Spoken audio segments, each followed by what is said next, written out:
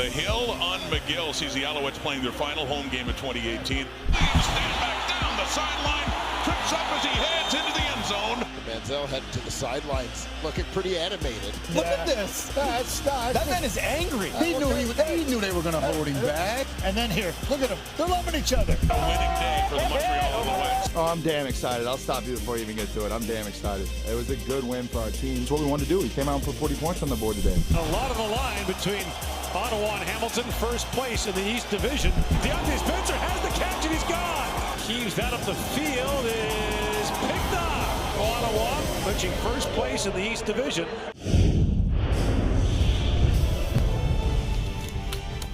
Tim Hortons Field in Hamilton. Hello there. Last game of the regular season, not the last game of the season there. They will host the division semi-final next week. But first, the Montreal Alouettes are coming up on TSN. Johnny Foosball, Johnny Football, Johnny Manziel, whatever you want to call him. Right now, he is the starting quarterback for the Montreal Alouettes. How much will he play tonight, and will he be their starter going into offseason?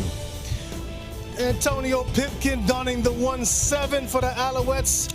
His last game of the season. Let's see what he shows going into the next season. Well, I guess since we're sticking with numbers, I got to give this next guy a shout out. From number 48 his rookie year to number 7 now. Could this be the end for John Bowman with 126 sacks, one of the CFL's all-time great disruptors in the backfield?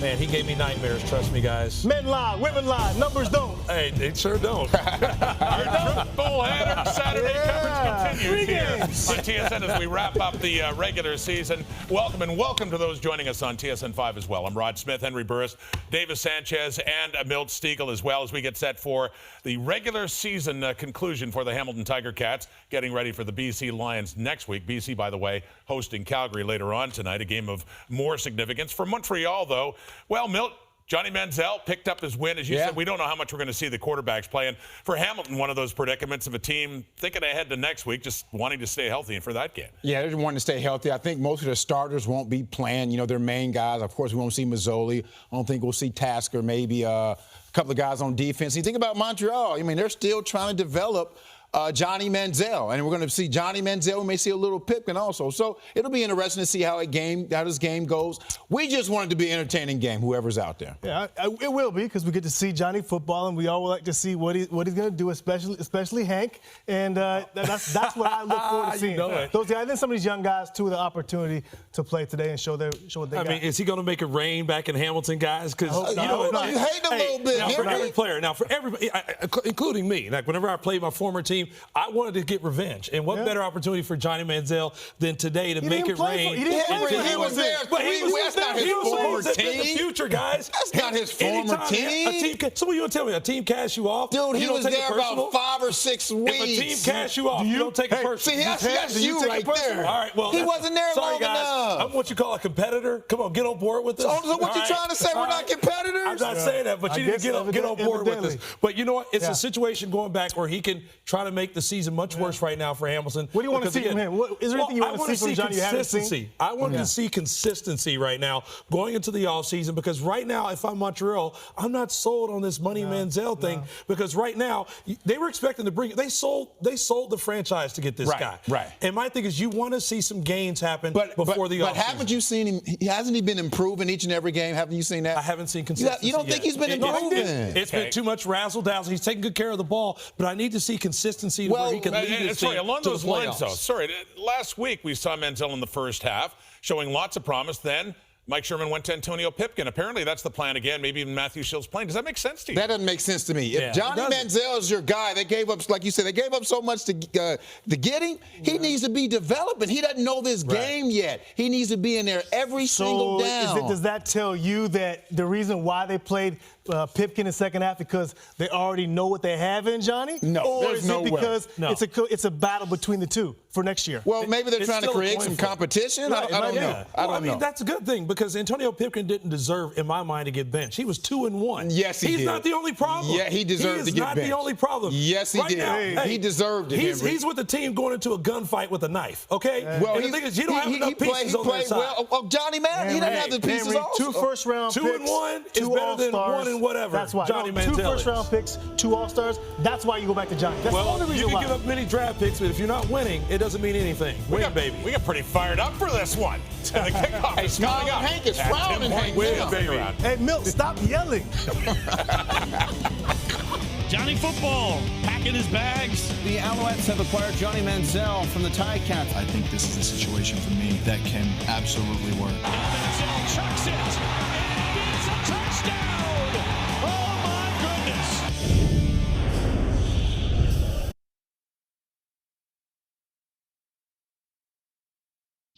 Douglas Sweet of Calgary, you can win groceries for a year if a kickoff is returned for a touchdown in this game, thanks to Safeway Sobeys' $1 million touchdown win promotion. And if a second kickoff is returned all the way for a TD in this one, you could also win $1 million. Good luck, Douglas. We go to Tim Hortons Field in Hamilton now and join Gord Miller and Dwayne Ford. Thank you, Rod. The final week of the CFL regular season as the Montreal Alouettes taking on the Hamilton Ticats. The Ticats 8-9 on the year. Will play a playoff game here next week against the BC Lions. The Montreal Alouettes will miss the playoffs for the 4th consecutive year. And starting at quarterback in week 21, finally making his first start in Hamilton, Johnny Manziel. Won his first career CFL game last week in Toronto, looking to finish with a bang here in 2018. Making his first career CFL start ever, Gord. Ever. Dane Evans, native of Sanger, Texas, former member of the Tulsa Golden Hurricane. June Jones' team has lost 2 straight, 4 of the last 6. Some of the top players on his team are taking a rest this week. And for Mike Sherman and the Montreal Alouettes, it has been a grind, although a much better second half than first. They began the year 1-8, lost their first 8 games by an average of 18 points. And Forrest Beatty will kick things off. And back to receive is Terrell Sinkfield for the Ticats, who lost to Ottawa here last week, allowing Ottawa to clinch first place in the East Division. So Hamilton playing its second of 3 straight at home, and Sinkfield gets up to the 36-yard line as the 24-year-old Dane Evans comes out. He was 3 for 3 passing against Montreal in the first meeting of the season. On the running joke for Dane Evans, as you see, 4 of 5 on the season. Everybody he's completed a pass to this season is out of the lineup today. All on IR. Yes, sir. Hamilton won the first meeting 50-11 in Johnny Manziel's Canadian Football League debut. Evans flushed out of the pocket, and John Bowman brings him down with his 6th sack of the year. Now we'll take a look at the offense for the Hamilton Tiger Cats. Braylon Addison makes the start in place of Luke Tasker. Amongst those, and the Ticats are resting. Darius Sirocco, the lone regular starter of late, who's going to play for the Ticats today. He, by the way, nominee for Rookie of the Year.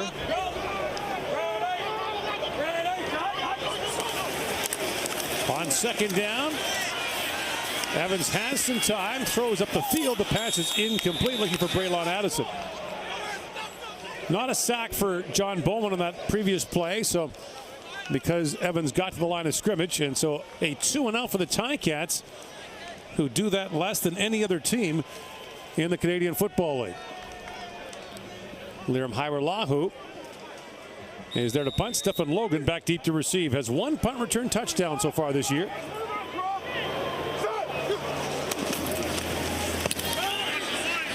Good kick by Hairelahu. Chases Logan back to his 26-yard line. And Logan gets by the first wave up to the 34 for a return of 8 yards. And so Johnny Manziel, who we expect will play the first half tonight at least for the Alouettes, got his first win as a starting quarterback in 150 weeks last week against Toronto.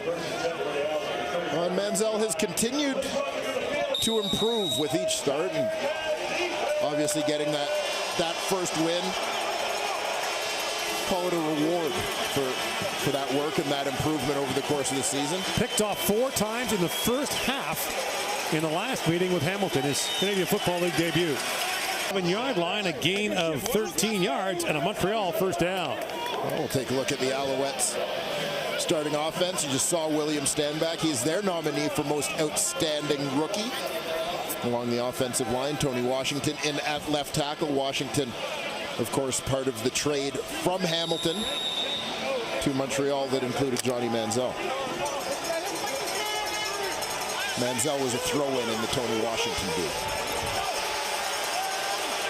And Stanford gets out close to midfield for a gain of 6.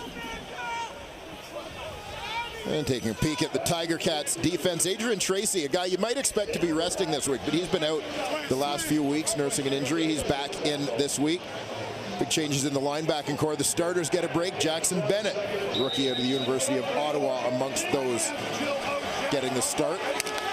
And a shuffled deck in the secondary as well.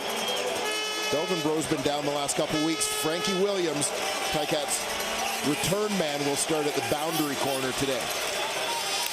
On second down, the give goes to Stanback, and William Stanback has a first down as he crosses midfield and gets down to the 46-yard line of Hamilton. And last week, Stanback, the nominee for the most outstanding rookie and special teams player, a pretty solid afternoon against the Toronto Argonauts. Yeah, Stanback has been certainly one of the bright spots in a dismal season for the Montreal Alouettes. Stood out in training camp, worked his way into the lineup, starting by being an impressive impact player on special teams. Made his way into that starting lineup and facilitated the trade of Terrell Sutton. Now Stanback goes over the left side, picks up 4. And I think it's down to the 43-yard line. A pretty impressive drive so far for the Alouettes, who offensively have obviously really had their struggles this year. They're last in points. They have 10 fewer touchdowns than any other team in the league. They've thrown the most interceptions. And now Manziel gets flushed out and is dropped at the 45-yard line, a loss of 3. There's a flag down on the play.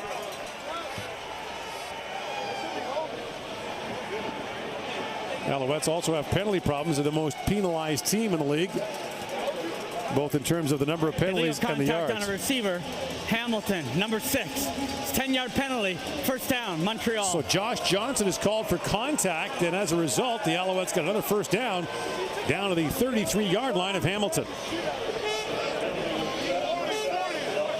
The Alouettes are the only team, Dwayne, that is not averaging 300 yards a game in total offense. But as of the last few weeks, they've actually been all right. And we'll take a look here. Josh Johnson's going to walk out over top of Josh Stanford. You see him get the hands on beyond 5 yards. First down, Montreal from the Hamilton 32. Brought down there by Richard Leonard. Well, the Alouettes did a nice job last week between called runs and plays that Manziel extended on his own on the scramble. Actually, Curtis Newton on the tackle, who steps in for Simone Lawrence. Lawrence getting a rest this week as well. So mark it down as a gain of 3, 2nd and 7 Montreal from the Ticat 30-yard line.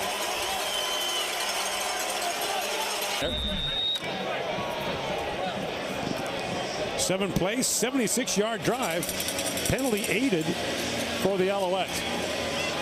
The illegal contact penalty on second down sustained the drive. Boris Beatty puts the point after up and good. And Johnny Manziel to Eugene Lewis, who catches his 3rd touchdown pass of the year. And the Montreal Alouettes have the early lead on Super Saturday on the CFL on TSN.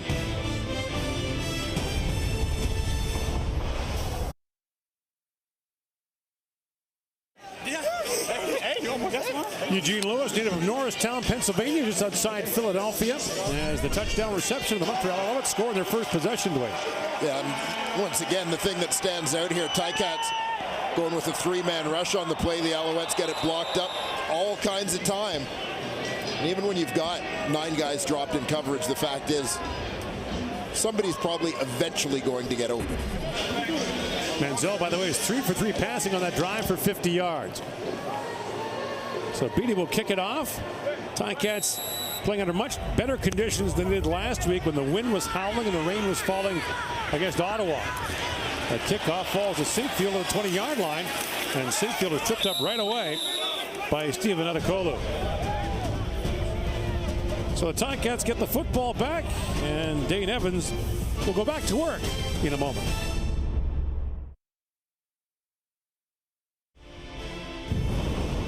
'24-year-old Dane Evans had 4 great years for Tulsa in the NCAA through 32 touchdown passes in his final year of college, was ranked 8th in the nation in passing. Signed as a free agent by the Philadelphia Eagles. They released him in the midst of their Super Bowl season. Joined the Ticats a year ago. So Evans, with lots of upside, just a 24-year-old, gets a chance to make his first start here tonight. And valuable repetitions. You know, you think it a lot during the regular season. You want to get these meaningful snaps, but the fact is you'd hate to get into a playoff game with a completely untested backup quarterback. You never know what might happen. So as well as getting that break for Jeremiah Masoli in this final week of the regular season to ensure his health going into the playoffs, you also try to build in your security blanket should anything happen a week from now. Sean Thomas Erlington with the first down carry for Hamilton, gets 8 out to the 30-yard line.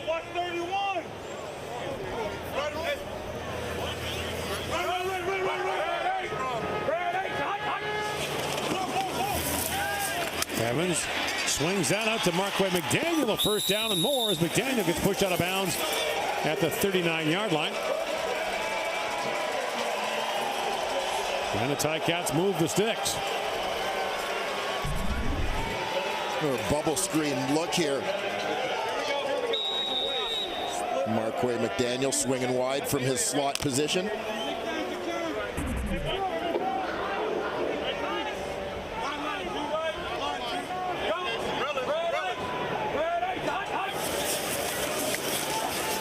Play fake on first down, and a hot throw there out of the hands of Mercer Timmins brings up second down. We'll take a look at the Montreal Alouettes defense, which includes John Bowman. 98% sure that this will be his final Canadian Football League game. Enoch Mwamba, pretty much nominated for every award. Outstanding player, outstanding defensive player, outstanding Canadian. Brandon Dozier. Dozier entered this week tied for the league lead with 5 interceptions. That interception race got a little more crowded last night as Rico Murray added his 5th of the season. Timeout, Hamilton. And the Ticats use an early timeout here.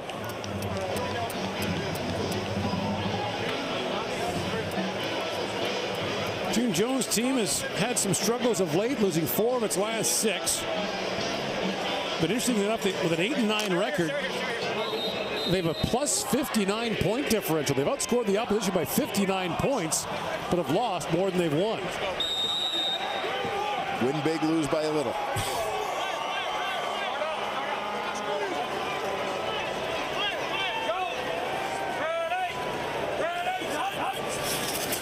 On second down, Evans will play fake, screens it off the other side.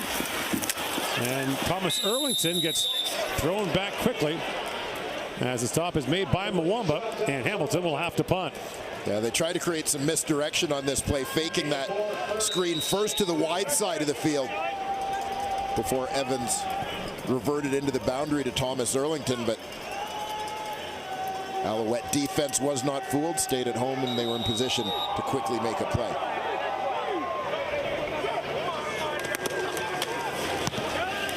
Haralahu, good kick.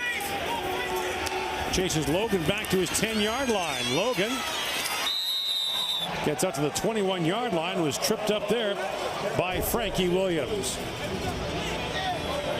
Johnny Manziel engineers a touchdown drive for Montreal in his first possession with the lead here in the opening quarter on the CFL on TSN.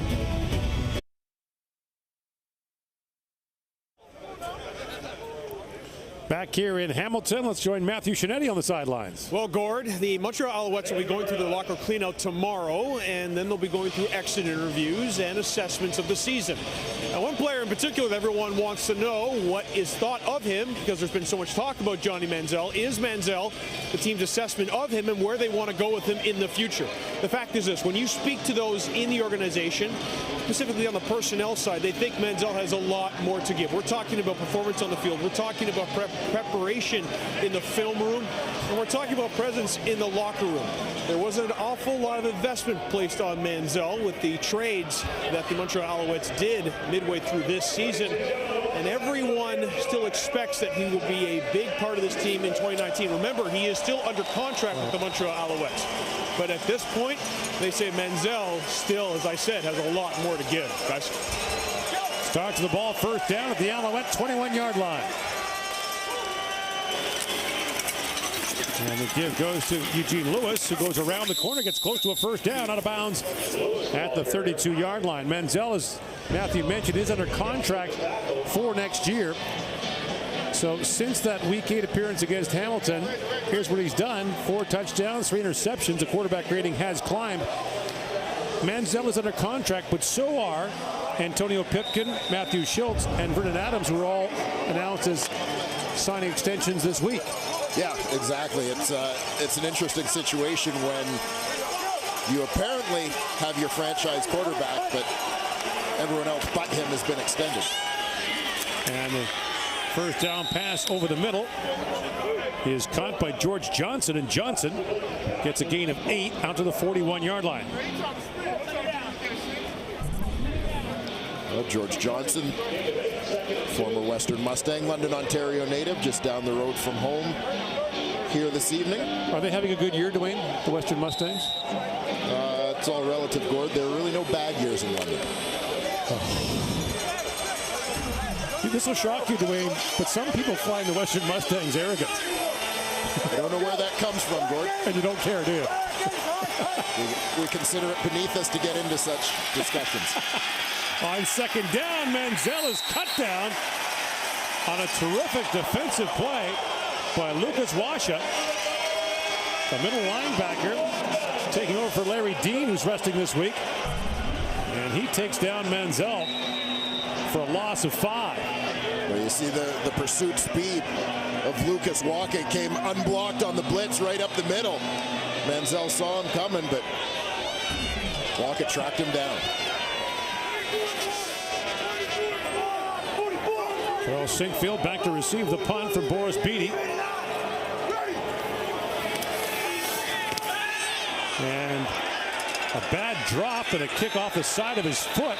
And that's out of bounds between the 20s. That's an illegal punt, so a poor punt's going to go even more poorly for Montreal, as the Ticats will have great field position after a terrific play by Lucas Washa. The referee's view as Johnny Manziel goes down.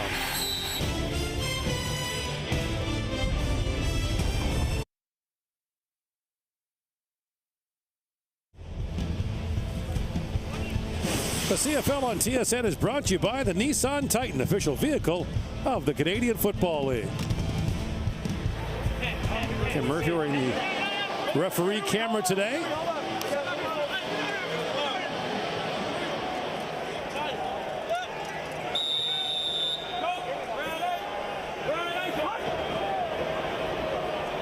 And the Ticats start at the Alouette 45-yard line with a poor punt and the penalty.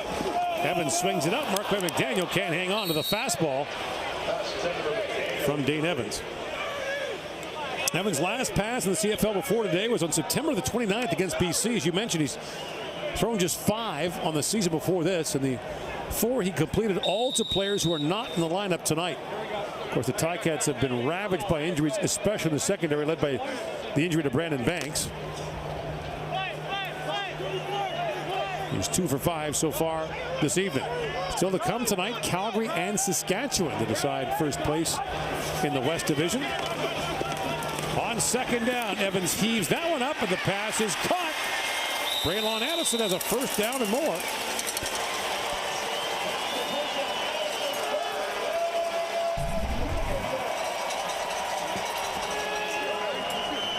Braylon Addison lines up on the hash mark, the 2 receivers. Finds that gap on the out route between 2 levels of defenders. Nice execution, good read from Evans to deliver that ball on the sideline. First down for the 19-yard line. And Evans with a play fake slides down to the 12-yard line. Calgary BC'd tonight. My apologies. As Calgary and Saskatchewan battle for first place in the West Division. And there is Brandon Banks, who has intimated that should Hamilton get to the Grey Cup, he might be ready. That would be a speedy recovery for a man whose he does everything else fast. So. His nickname is Speedy, but if he comes back in time for that. Well, Brandon Banks is a guy who would feel like he has some unfinished Grey Cup business, if you recall.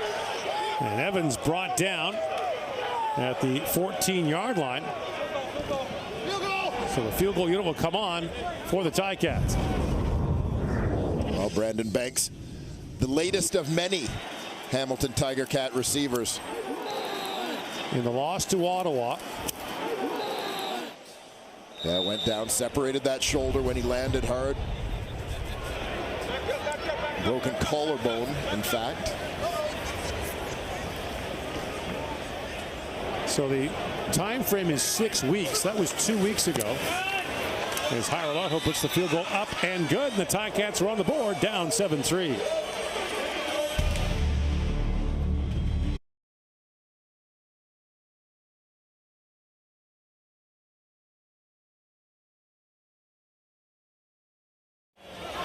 The Grey Cup would be 5 weeks after the injury. But Banks with an extraordinary season. The combination of Mazzola to Banks, the most productive in the Canadian Football League this year. 11 touchdowns, 10 100-yard receiving games. Don't forget the return game as well. He really does bring an element to the Ticats that they have really missed since he went out. Yeah, and revealed in the player poll yesterday. Considered by his peers the fastest player in the CFL, the most dangerous in the sense, or the most capable of scoring from anywhere on the field. Saw the numbers, Brandon Banks averaging over 100 receiving yards a game this year. Here comes the rush, and Menzel heaves that to the sidelines under pressure once again from Lucas Waka, and the Alouettes gave up a jailbreak there, and the Ticats are arguing that should be intentional grounding.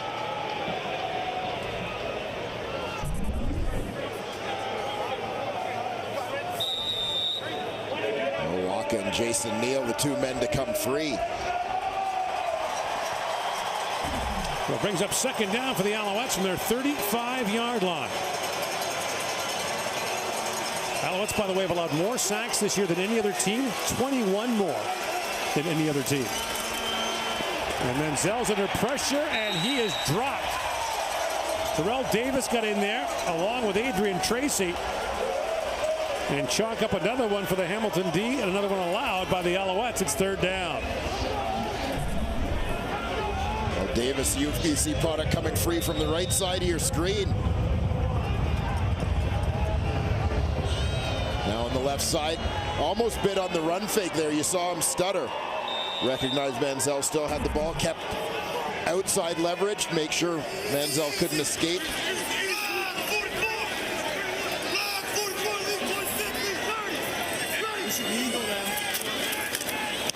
Beatty under pressure, gets a good kick away. And this is Sinkfield from the 45-yard line, gets across midfield into Montreal territory. So the Ticats have had good field position for the last couple of drives. And as we mentioned, the last of our triple headers still ahead. The Stampeders and the Lions, 10 o'clock Eastern, 7 o'clock Pacific. I mentioned it's down to this for first place in the West Division. Now under my preferred format, where the standings would be just 1 to 9, rank the teams 1 to 9. Edmonton, Winnipeg, and Hamilton would all be in a battle for playoffs, but 2 of the 3 of them would get in on the final week of the season. You're referring to the logical playoff format. Not everyone agrees. Dane Evans up and throwing, and that pass is incomplete and almost picked off. by Montreal's TJ Heath.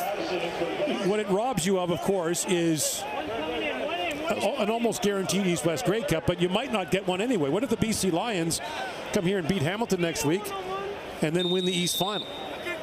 The BC Lions, the westernmost team in the league, would be the East Division champions.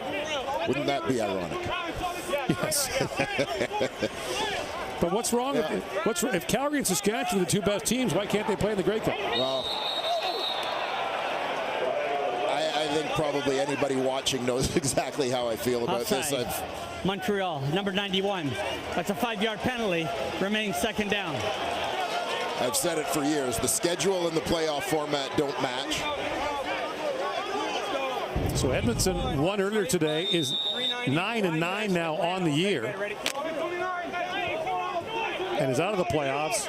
Hamilton could finish 8-10. Yeah. By the way, 9-9 got the Toronto Argonauts into the playoffs last year, and they won the Grey Cup. Got them a first-round bye in a home playoff game.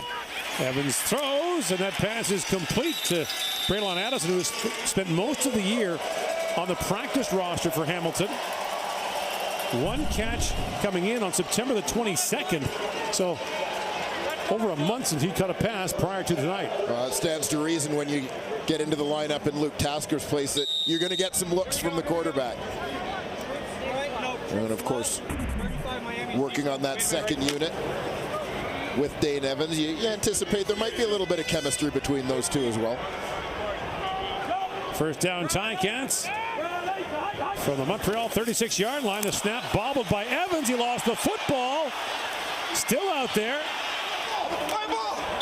And the Alouettes appear to have recovered it. And it is Montreal football close to midfield. So Evans has trouble with the snap. And the Alouettes come up with the ball. And at the bottom of that pile is Ryan Brown with his second fumble recovery of the year. Ticats have the lead and a chance to finish the season with a smile. Johnny Manziel and company up 7-3 after the opening quarter.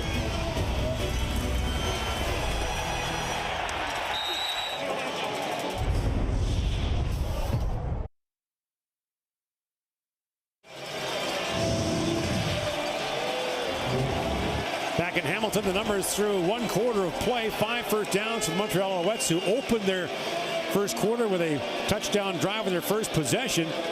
Eugene Lewis with a 30-yard touchdown catch, but now a turnover by the Ticats as Dane Evans had trouble with the snap, and Dwayne Ford. Turnovers have been a problem for the Ticats the last couple of weeks. Yeah, they certainly have. Among the many things that they want to get cleaned up, obviously heading into the playoffs. Now you've got some guys that maybe haven't spent a lot of time working together out on the field right now, but this is again a combination week where you are not just getting a break for your starters, but also getting some of your backups ready for playoff action just in case.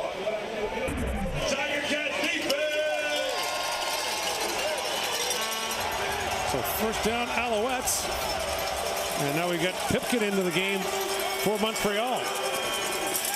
We thought we'd see Manziel for the first half. We saw him for the first quarter. That pass complete to Adarius Bowman. And he was dragged down by Frankie Williams. Kind of an awkward-looking tackle there.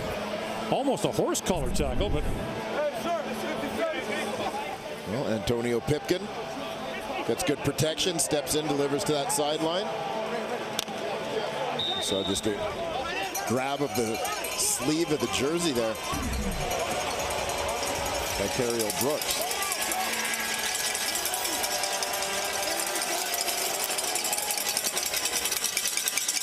And now on the play fake, flags are down, and Tiffin goes down to the 44-yard line, brought down by Williams.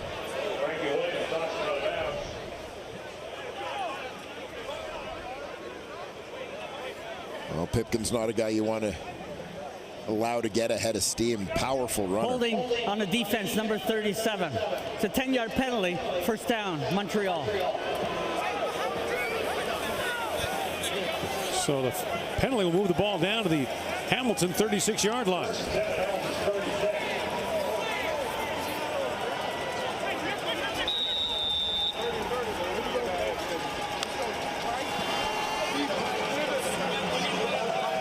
See Antonio Pipkin's numbers on the season.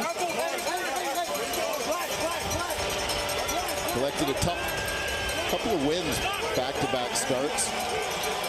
Got into interception trouble, though. At Tiffin University, a Division 1A school, used to be Division 2. Violation. Montreal, number 17. 5-yard penalty. Remains first down. Real small university, under 5,000 students. It's turned out a number of NFL players, though. Correction. There's no infraction on the play. Montreal called timeout on the play previous. All right, so Al's called timeout here with the ball at the 36-yard line of the Ticats.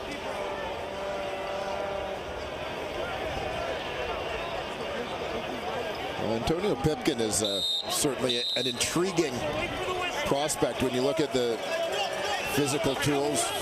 Big guy, strong arm, runs very well. Just 23 years of age. Spent some time with the Alouettes late last season. Takes the snap, goes around the corner, gets down to the 26-yard line, very close to another Montreal first down. And this is a guy you look at, the play calling from Kahari Jones certainly suggested. I mean, when he's in the lineup, you're going to build in some of those called quarterback runs to take advantage of the things he does well. Get that defense spread out, empty out the backfield, create some lanes for 17 to run the ball.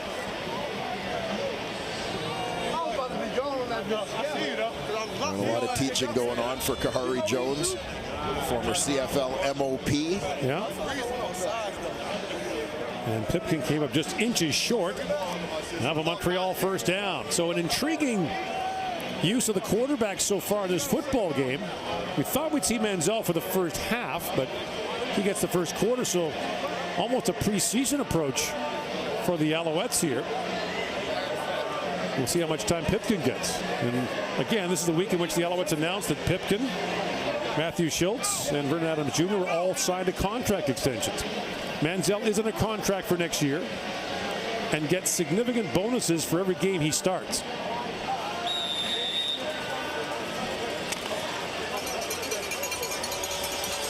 You have to believe Johnny Manziel's CFL future will be in discussion until the day he does or doesn't show up for training camp. Pipkin swings out to Ernest Jackson, and Jackson puts his shoulder down, leads it to Richard Leonard. And on 2nd and inches, they wind up getting 17 yards, a first down to the 10-yard line. Ernest Jackson to the left side of your screen is just going to release to the flat. A lot of traffic in terms of that formation. Caused Richard Leonard to take a little bit of time to get out there. So now 1st and goal Alouettes from the Hamilton 10.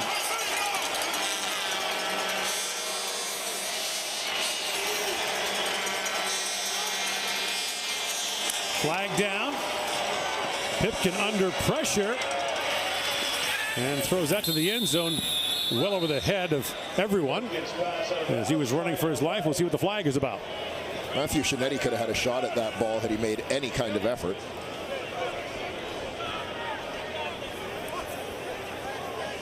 Matthew's footwear not appropriate for football or any other athletic pursuits.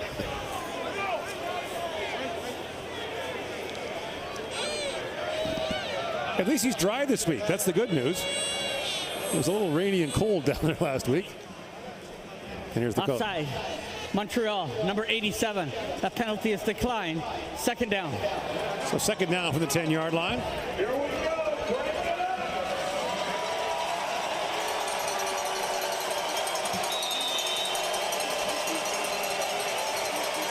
It has not been a great year in the red zone for Montreal, which has struggled offensively in every category, really.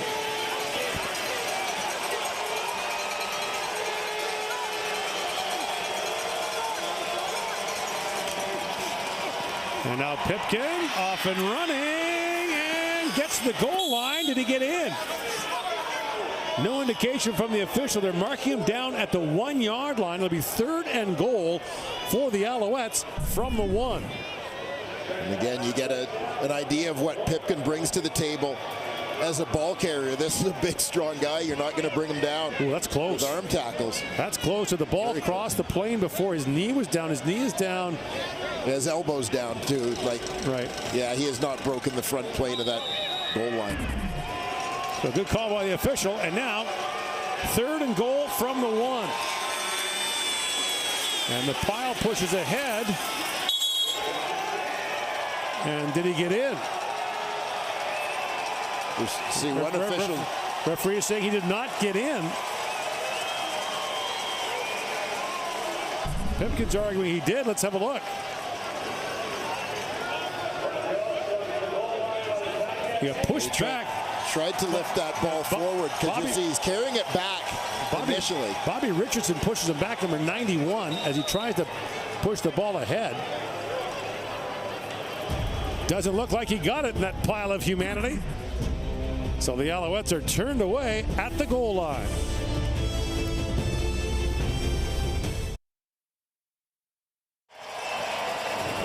All turnovers and scoring plays are automatically reviewed. This is a turnover that might become a scoring play. Yeah, I think if you look at where the front of the goal line is, watch for the ball to reach up with Pipkin's left arm. That's got to be past the front plane. After review by the command center, the ball carrier with the ball broke the plane. We have a touchdown, Montreal. So Pipkin gets across. The command center overturns the call on the field. Touchdown, Montreal. I think you can see pretty clearly from the replay that shot right down the line. That's the 7th rushing touchdown of the season for Pipkin, who is the short yardage man for the Alouettes. So Antonio Pipkin drives him down the field, gets some help from a penalty. And the Alouettes extend their lead, and now Beattie comes on to try the point after. Alouettes have only gone for 2 5 times all season. Well, that may also be a bit of a testament to their struggles from within scoring range with their offense on the field. So Beattie puts the point after up and through, and now a 14-3 lead for the Alouettes, who were impressive last week in a 30-13 win over Toronto, and a great hold there by Matthew Schultz on a low snap. Schultz, whew. Yeah, that's one that garners him a thank you from both his long snapper and his kicker. What's your preference, Dwayne, when you look at quarterbacks? Would you rather have a guy who's been around maybe the NFL a little bit, who's older, or do you want a younger guy who hasn't been around pro football as much? Where are you going with this, Gordon? Well, because it's a question that management people in CFL have asked for years. Like, is there a point in bringing in a 30-year-old guy? Like, I mean, Manziel's a young guy. He's 25. But, I mean, sometimes you bring in a guy who's 30. Yeah, and I think it depends on the role you're looking for in terms of, you know, whether you're looking long-term, looking at the future. I think it's very difficult for young quarterbacks who have not played in this league before to come in and have an immediate impact. You know, it's typically going to take them time. There have been very few exceptions to that over the years. Sometimes you get a guy who has been maybe an NFL journeyman type, who's been around and has had to learn a lot of different systems because he hasn't been a star in the National Football League, a fixture with one team. But sometimes those guys are able to pick up the CFL nuances and so on a little bit quicker because they've been forced to become quick studies throughout their career. A 38-yard return by Sinkfield gives the Ticats decent field position out to the 38-yard line. You know, I often give people the example from my own career would be 1999 in Calgary. We had injuries to both Dave Dickinson and Henry Burris. We had a rookie quarterback, but you don't necessarily want to start the rookie. We ended up bringing in Mike McCoy, a guy who had bounced around the National Football League, saw many different teams. Mike was able to come in and pick up our offense quickly enough to lead our team to some wins that it would have been tough for a rookie to do, even a rookie who had been there since the start of the season. Just a different level of poise and so on. So it's, you know, it's going to depend on the situation and how quickly you're going to need that individual to play. Jeremiah Mazzoli looking on as Sean Thomas Erlington picks up a gain of 6 out to the 45-yard line. Mazzoli's 30. but has been in the league for 7 years. Yeah, and you know, it's not unusual for a CFL quarterback to be here for several seasons as a backup.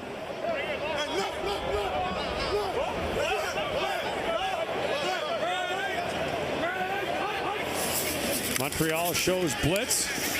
Evans throws that wide side, and the pass is caught by Braylon Addison, but he'll be short. Have a Hamilton first down. That's about a 45-yard throw for a gain of 2.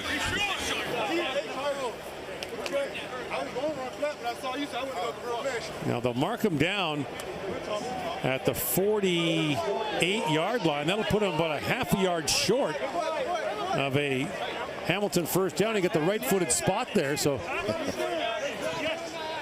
Well, the short yardage unit in this instance will basically involve bringing in Nikita Whitlock at fullback in place of a wide receiver. And Whitlock, number 49, has caught passes this year. Yeah, played a lot of snaps on offense at the start of the season.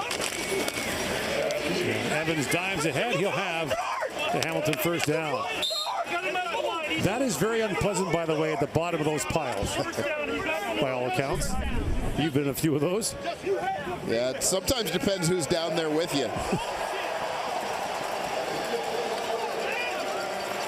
Get low.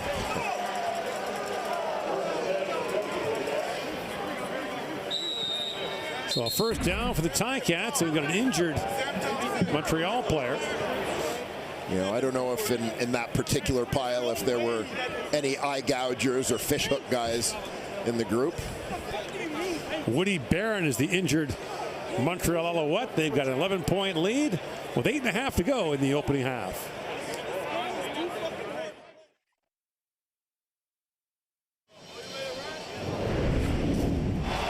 After a stellar career in the Canadian Football League, Peter Dykowski has announced his retirement this week, honored in the first quarter of this game to a great ovation here in Hamilton. He's standing by on the sidelines with our Matthew Giannetti.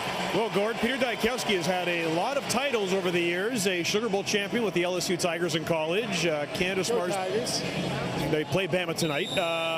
He's also Canada Smartest Person, Jeopardy contestant. But how would you define your career, Peter? Because I know you have a lot to say. Oh, I'm a Tiger Cat. I had 10 great years here, and I got to spend a really fun year out west with the Riders, which is a neat tour of the CFL for me.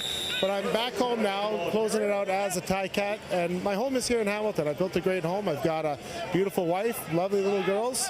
I couldn't complain. And I got to ask you, you and your other fellow offensive linemen are looking slim and trim. We were just talking about how much weight you're cutting. You want to stay in the gym, but you're taking the weight down, I see. I'm way down. I'm only 290 right now, so down 35 pounds since last season. Not a lot of people say only 290, but that's light for me. So I've been training all season like I'm playing, but now I'm trimming down. I want to get down to, about 270 or so, nice and light. Well, I think that there might be a reason for that. You're still going to be involved in the game. You have a pretty big role coming up. You are part of the CFLPA with the collective bargaining agreement coming up. It's going to be a busy offseason for you. Can you give us any tips on what's going to happen? Well, I can't give you the inside scoop. Montreal, that's secret. 23. I'm the treasurer. We have a 5-man executive, so I just have more work to do than the other guys because I got to look at all our books. Now, it's close to my heart. I've got my PA gear on underneath. We've got a big challenge ahead of us. We've got a great partner here with the league, and the league couldn't be doing better. Now, we as a Players Association couldn't be doing better either. I'm going to stop messing with that button. I can tell you that we are financially stronger than we've ever been, and we've got incredible links made with the rest of the organized labor community in Canada via our senior advisor, Ken Giorgetti, and we've got probably the finest first vice president any labor union could ever ask for in Marwan Hage, just over there. You can pan to him. He's right there. Marwan, say hi. Everyone loves the Sultan, Peter. The Sultan Hage. Now, Marwan and I had the joy of playing next to each other for 7 of my seasons here. He taught me a lot. I like to think I taught him a few things as well. Well, Pete, I can tell you this. It was an absolute pleasure covering you as a player, and I know we're still going to have a lot more fun now that you're not playing anymore. You're one of my all-time favorites, Matt. Some of my best memories are my interviews with you. You've got this quite the knack for asking the important questions and also making it feel like you truly care. The check's in the mail, Pete. Oh, thanks. Thanks, Pete. And now, congratulations. A rare penalty call. We're going to see an offensive face masking call here against the Ticats, as the helmet of TJ Heath got ripped off by Marquay McDaniel. Yeah, McDaniel catches the bubble screen here, goes for the straight arm, and basically pushes the helmet right off of TJ Heath via the face mask. We have offsetting major foul face masking. 24 Montreal, number 3 Hamilton. We'll redo first down. Oh, so it never happened. The first down Ticats from the Montreal 44-yard line.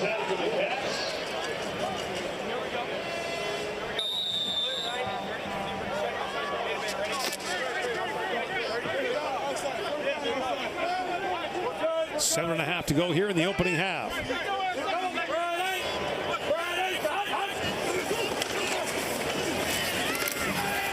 And the first down carry goes to Thomas Erlington, and Sean Thomas Erlington leaps out of bounds at the 23-yard line of Montreal. Well, Sean Thomas Erlington has had a nice sophomore season here in the Canadian Football League. Demonstrated some versatility, drafted as a running back out of the University of Montreal last year. A 21-yard carry. And he's a guy who this year has taken a lot of reps at slot as well as in the backfield, making himself somewhat invaluable in this offense. But June Jones has shown a lot of trust in the second-year running back. 3 carries, 36 yards so far for Sean Thomas Erlington. And now a first down Hamilton from the Montreal 23.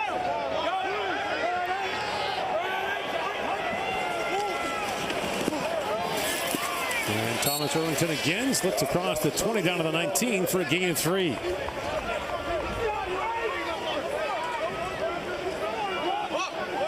As the Ticats go with that 2-back offense. Again was Nikita Whitlock, defensive tackle. Getting some reps at fullback. 2nd and 7 for the Ticats. A pretty good drive so far. Has been aided by some penalties again, including a pass interference call. But now 2nd and 7. Here comes the blitz. Evans stands in, throws to the end zone, and the pass is caught.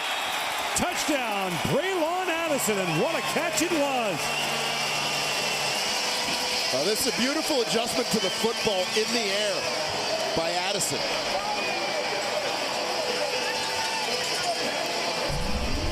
Take a look first at Dane Evans under pressure. John Bowman closing in on him and delivering the hit. Throws a little bit off the mark, but you'll see Addison redirect and start that back pedal.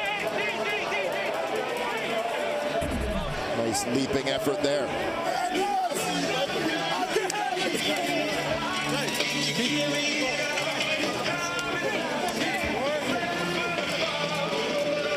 And the first career touchdown catch for Braylon Addison in the CFL. A 9-play, 72-yard drive for the Ticats. And Hiralahu puts the point after up and good with a flag down.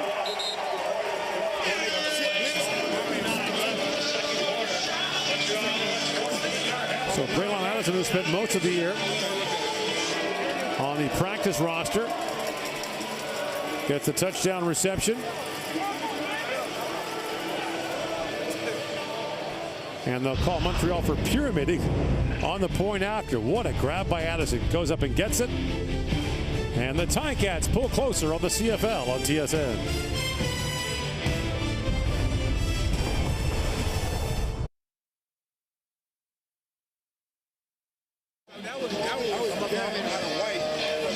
So an impressive scoring march for the Hamilton Ticats, capped off by Braylon Addison, whose last catch prior to this game was 7 weeks ago. And he catch that one from Dane Evans, who was under pressure from the snap. Well, Addison has been a favorite target of Evans thus far in this ball game.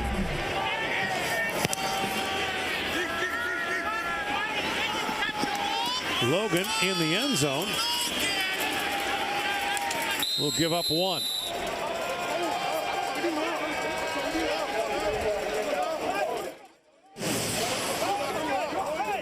Commentator Outdoor Clothing is brought to you by Nobis. This is Nobis.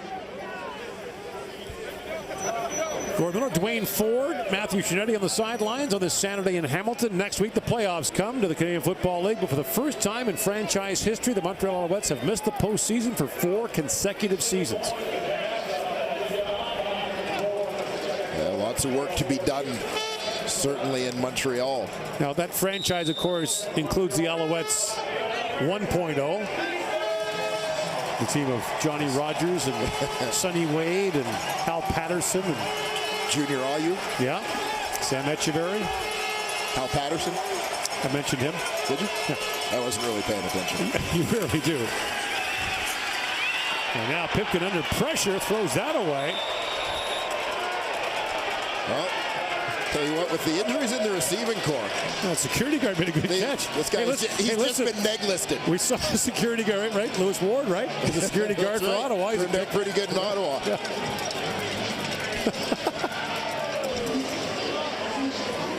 And Pipkin comes up limping on the play.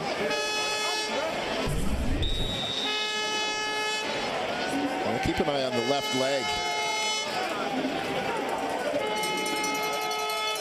Just if he kind of rolled an ankle there as he looked to. Second down from the 35-yard line. Pipkin with a flag down, looking for Darius Bowman, and he's well covered on the play by Josh Johnson. Flag down in the backfield. Looks like it's against the Alouettes. And Pipkin is limping. Holding Montreal, number 57. The penalty is declined. Third down. So the Alouettes will have to punt.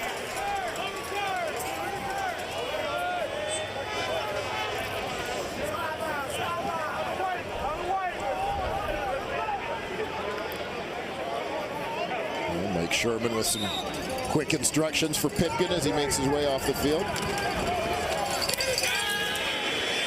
Good kick by Beattie. Sinkfield from the 34-yard line.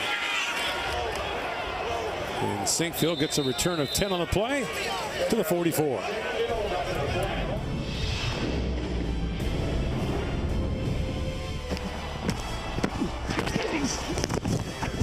That's how you lock somebody down right there. Who are you talking to? Get back here. Get back up. My dad said y'all had a dream last night you're going to score 2 touchdowns. Yeah, the DB had it. And it went straight through his hands. And it landed right in my hands. The next installment of CFL Wire Tuesday at 7:30 Eastern, 4:30 Pacific on TSN 1. The conversation never ending on the field. In the meantime, we've got an injured Montreal Alouette on the play. It's the long snapper, Martin Bedard.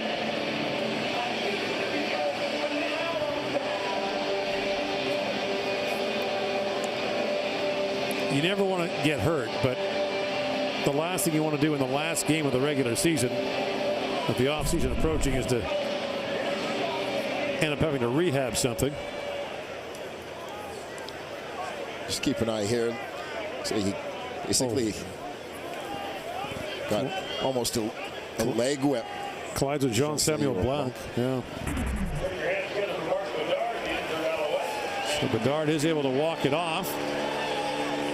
Ticats with the ball at their 44-yard line, a 14-11 lead. Under 5 to go on the clock running here in the first half.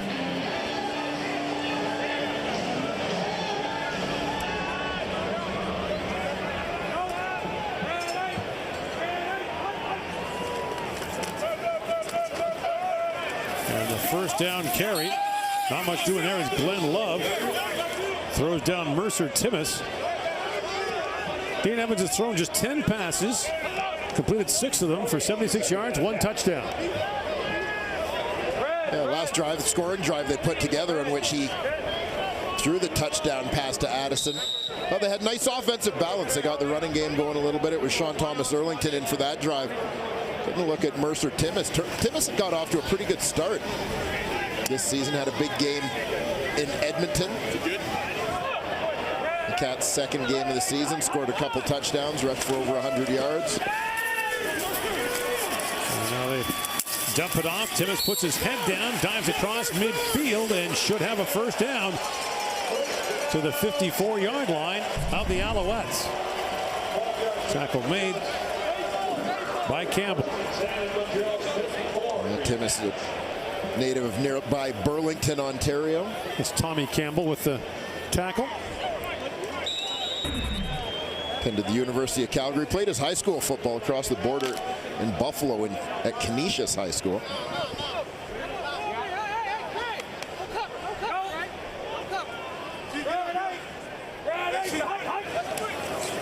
Four-man rush on first down. Evans looks for Addison. The pass is incomplete. He was covered there by Greg Reed. Brings up second down, 10 yards to go.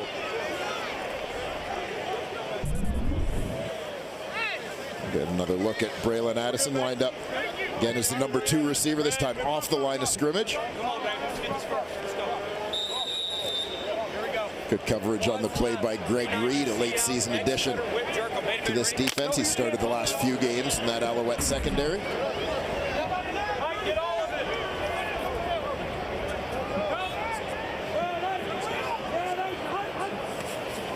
On second down, the rush comes late. Evans throws, and the pass is incomplete over the head of the intended target, Justin Buren.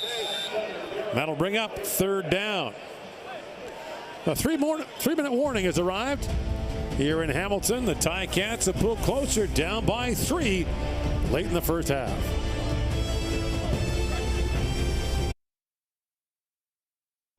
Back in the studio, getting set for halftime. We'll talk about where the Alouettes go from here to get ready for 2019. The Ticats getting ready for the BC Lions next week. And the Lions themselves will wrap up the season against Calgary later tonight. The Stamps with one final chance to wrap up first in the West. Let's go back to Gord and Dwayne. Thank you, Ron. Liram Hairolahu will punt on third down. As the rain starts to fall here in Hamilton. And that punt fielded by Logan, a flag is down. And we did see earlier that Matthew Schultz was warming up on the sidelines, but Pipkin comes back in. We saw his ankle turn or something happened to his Hamilton, number right leg. 37. It's a 15-yard penalty, first down. So 15-yard no yards penalty will assist the Alouettes here as Pipkin comes back in. The question all season long for the Alouettes, Dwayne, has been which quarterback gives them the best chance to win now and in the long term. Yeah, I mean, you would think that based on records during the season, Antonio Pipkin was that guy. Obviously, a couple of wins for him. Last week, 3 different players threw touchdown passes for Montreal. First time that's happened in a CFL game in 6 years. There's the throw by Pipkin, and the pass is caught. Eugene Lewis makes the grab and is gone. Touchdown, Montreal. A 75-yard pass and run touchdown from Pipkin to Eugene Lewis. Well, second one of the game for Eugene Lewis. Jamal Roll beaten on the play, but this is the second time we saw this last week for the Ticats giving up a big pass over the middle. We'll have a look here. Pretty good protection from that Montreal offensive line. Lewis just wins the jump ball. Looked like Roll kind of mistimed that jump. Lewis takes advantage. The Alouettes' leading receiver in 2018 takes it in for his second touchdown. And they will go for 2 for just the 6th time this year. They're 2 for 5.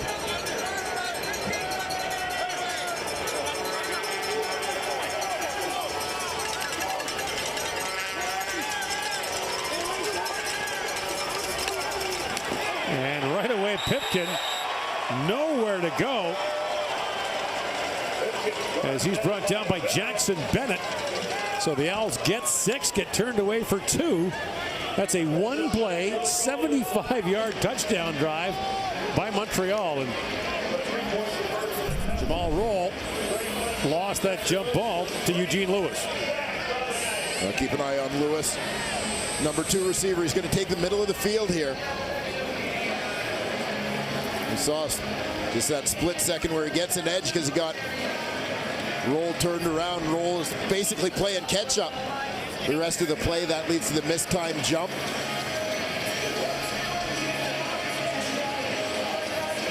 Through the hands into those of Eugene Lewis for the major. Lewis, a 25-year-old from Norristown, Pennsylvania. We mentioned the hometown of, among others, Tommy Lasorda, just outside Philadelphia. Don't forget to chart the play, Johnny.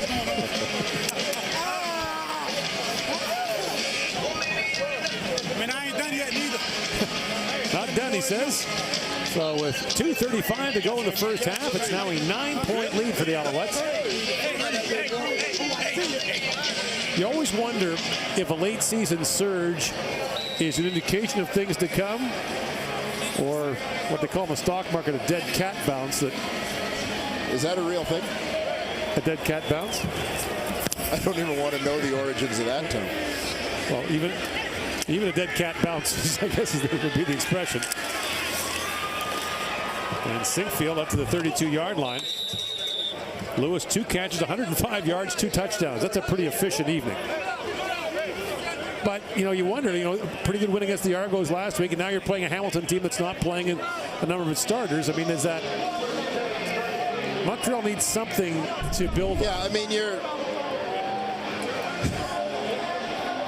mean, not to make light of what has been a tough season for Montreal, but you'll take just about any positive you can get, honestly, in the kind of season they've had. So, if you are finishing the season with a 2-game winning streak, that's not a bad thing for the Montreal Alouettes as they look to build going into 2019.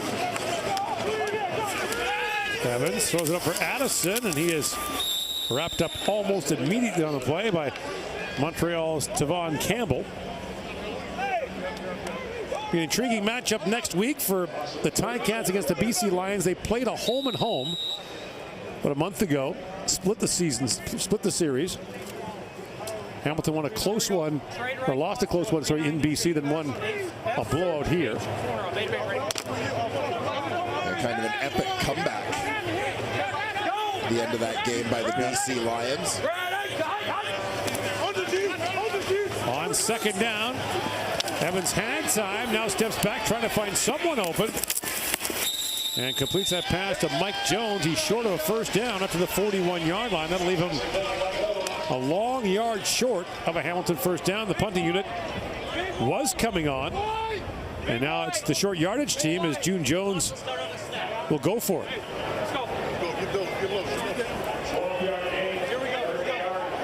Yeah, not too far from midfield, under 2 minutes to go, and quite frankly, in week 21 with nothing to lose, yeah, they're going to go for it. Evans goes off, the right tackle still going. Gets out to midfield. A gain of 13 yards on 3rd and a yard. A nice execution there. He's basically just searching for the first gap he can find as he slides to his right. Terrific job sealing up the edge by the right side of that O-line. 2 Canadian backs, Thomas Erlington, a part of that. And the block on Chip Cox.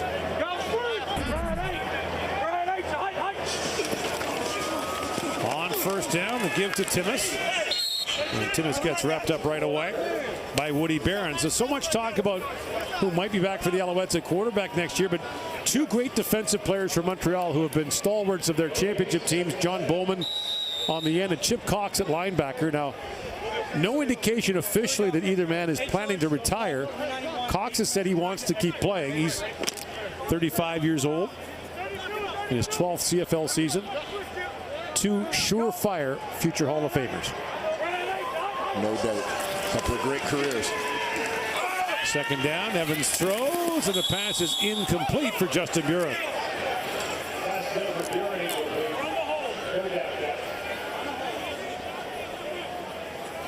Yeah, you talk about Chip Cox and what he's done over the course of his career. A guy who started off as a halfback playing on the back end, moved into the box as one of the league's dominant nickel linebackers. has always just had a great nose for the football. CFL All-Star 4 times. It's Hiralahu. Sends that to Logan at the 23-yard line. And Stephen Logan, another timeless wonder for the Alouettes, gets up to the 28-yard line. So 46 seconds to go in the first half. And that's where the Alouettes will get the football. Chip Cox, for a long time in Montreal, played in all 4 special teams. Kickoff return, kickoff cover, punt return, punt cover. And certainly a high motor guy, a physical player. And a beast at linebacker. And here you see Chip Cox going to work on special teams against Jay Langa.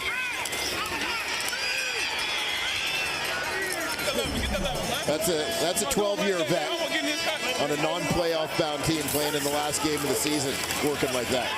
Pipkin finds Adarius Bowman. He's got room to run, and Bowman still going. Got a block, gets to midfield. 35 seconds to go in the first half, and Adarius Bowman picks up 26 yards.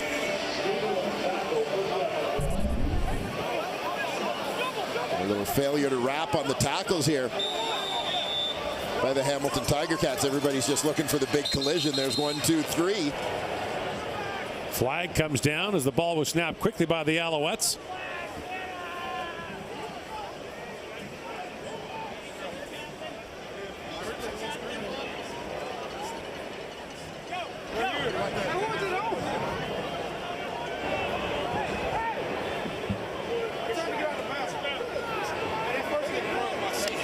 It's against the Alouettes.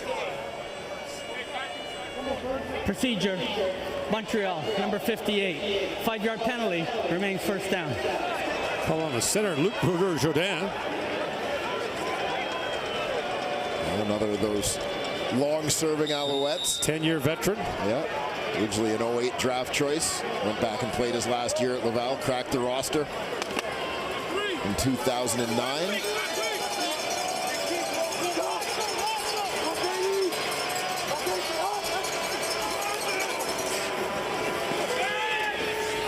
And they drop the pass off, caught by Stanback, and William Stanback gets inside the 40-yard line. A flag comes down late as Stanback was hit up high by Terrell Davis.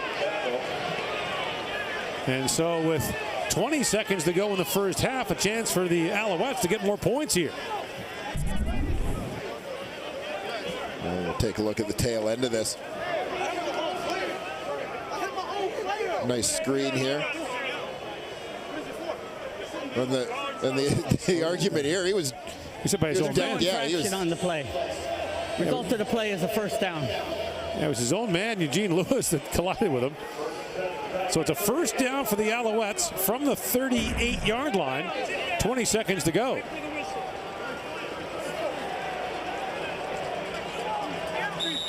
In field goal range already. There's not much wind.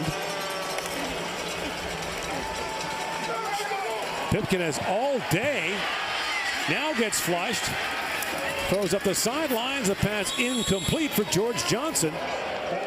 That'll bring up second down with 7 seconds to go in the half.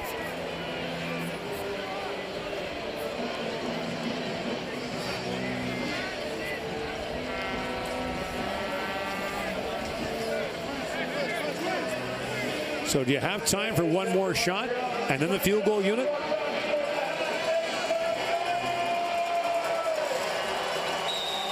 And they will take one more shot here.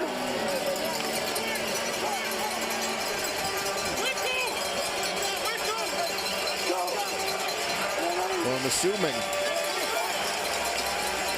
there's no field goal attempt because they want to work on the Hail Mary. Keep it up to the end zone. The pass is incomplete, and the clock strikes 0. And time expires here in the first half, so the Alouettes will leave the field with a 9-point lead. Sherman thought there should have been time for one more play, but there is not, as we send you back to the studio for halftime. Thank you, Gord. Rod Smith back in our CFL studio on this triple header Saturday with Henry Burris, Davis Sanchez, and Milt Stiegel, who were arguing a whole lot before this game about how the Alouettes employ their quarterbacks in a game that doesn't mean anything to them in the standings. But what you've seen so far... Oh, I understand there's more football to be played. As Mike Sherman looks on, here we are Montreal is challenging the getting set for the half. Still not over yet. Let's go back to Gord and Dwayne. Receiver 87. We'll review the play. All right, so we got a challenge here, Rod. Montreal is challenging that there was pass interference on that last play at the end of the half, the pass up the sideline to George Johnson. So Mike Sherman took his time, but threw the challenge flag. Actually, it's here on Eugene Lewis. Pardon me, not Johnson, but Lewis. Well, you know, and this is an interesting one to me because, frankly, this is a lot like a play last night where accidental pass interference got called against Sherrod Baltimore on a play where Baltimore was in position and Duron Carter essentially stepped on his foot and tripped. It was called accidental pass interference. Here, Richard Leonard has position. Lewis runs into him.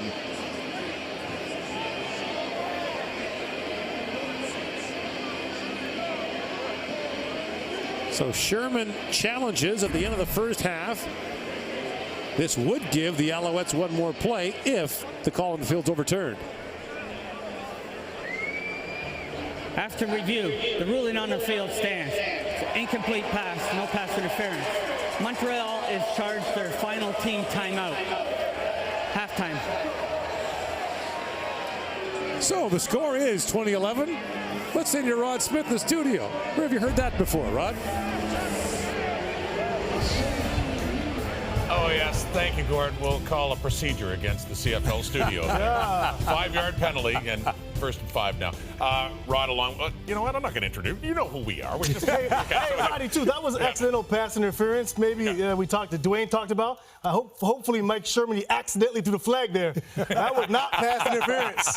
He accidentally jumped out of his pocket, maybe. Well, I'll tell you what. Let's talk about Mike Sherman and Mike Sherman's team, the Alouettes, because, I mean, you know, looking ahead to 2019, this is a club, as Gord talked about, they missed the playoffs 4 straight years. Where do you go from here? And you have to start at quarterback, and what we've seen to Johnny Manziel and Antonio Pipkin. Well, my cell phone bill will be blowing up for me trying to contact all the agents of all the quarterbacks around the league that aren't signing contracts with their team because of the collective bargaining agreement that's going to be taking place in the negotiations this offseason. But I need somebody who can get the fans back on board. And, I mean, we're talking Mike Riley, Bo Levi Mitchell, Trevor Harris, whoever it is. I'm trying to get a big name as far as in that organization that can rock the entire league. Johnny Manziel is not a big enough name at this point.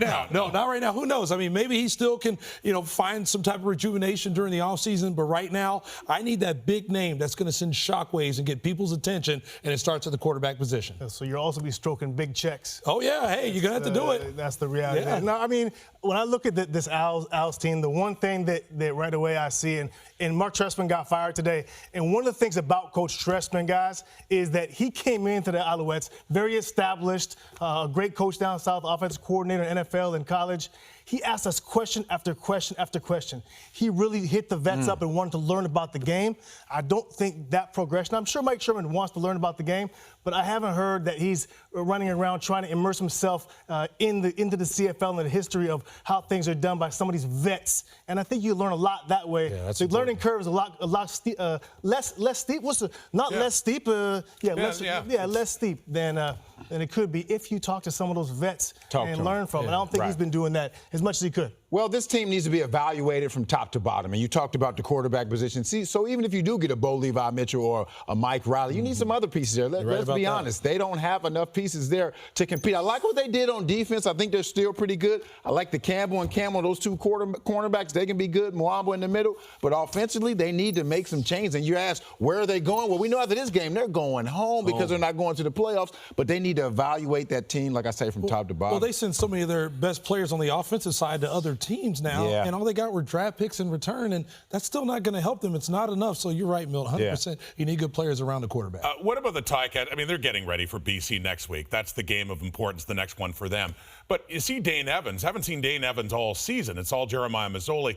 you know, a minor thing it would seem right now, but how important do you think it is at least he gets some action in case, heaven forbid, something happened to Mazzoli next Without week? a doubt. They're hoping that he doesn't have to play next week, but if he does, you know, they want to give some game action. It's basically his first game action. He's getting a taste of it. It won't be anything like it's going to be next week in the playoffs. We talked last week about the connection between Jeremiah and the new receivers. Is that more important? Getting Jeremiah in there with McDaniel and with Sinkfield is not as important as getting Dane? It's not going to happen in another game. It takes more. Not make a difference? No, it's not going to make a difference. Because if Dane Evans is playing next week, guys, they're going fishing anyway. So, that's what I'm talking about. It doesn't matter anyway. Yeah. Well, that's huge. I mean, even though this is regular season, it's nothing comparable to that heat that's going to be on next week. Because, again, if you make a mistake, it could be critical to whether you move on or where you head home. So for Dane Evans, it doesn't matter like this week. Next week is going to be a much different animal. Well, before the Ticats think of hosting BC, the Lions have a game tonight, a big one against Calgary, big one for the Stampeders, and a night they will honor Wally Buono. Stick around here, the CFL on TSN. Finally making his first start in Hamilton, Johnny Manziel. Throws to the end zone, and it is caught. Touchdown, Montreal. There's the throw by Pipkin, and the pass is caught. Eugene Lewis, touchdown.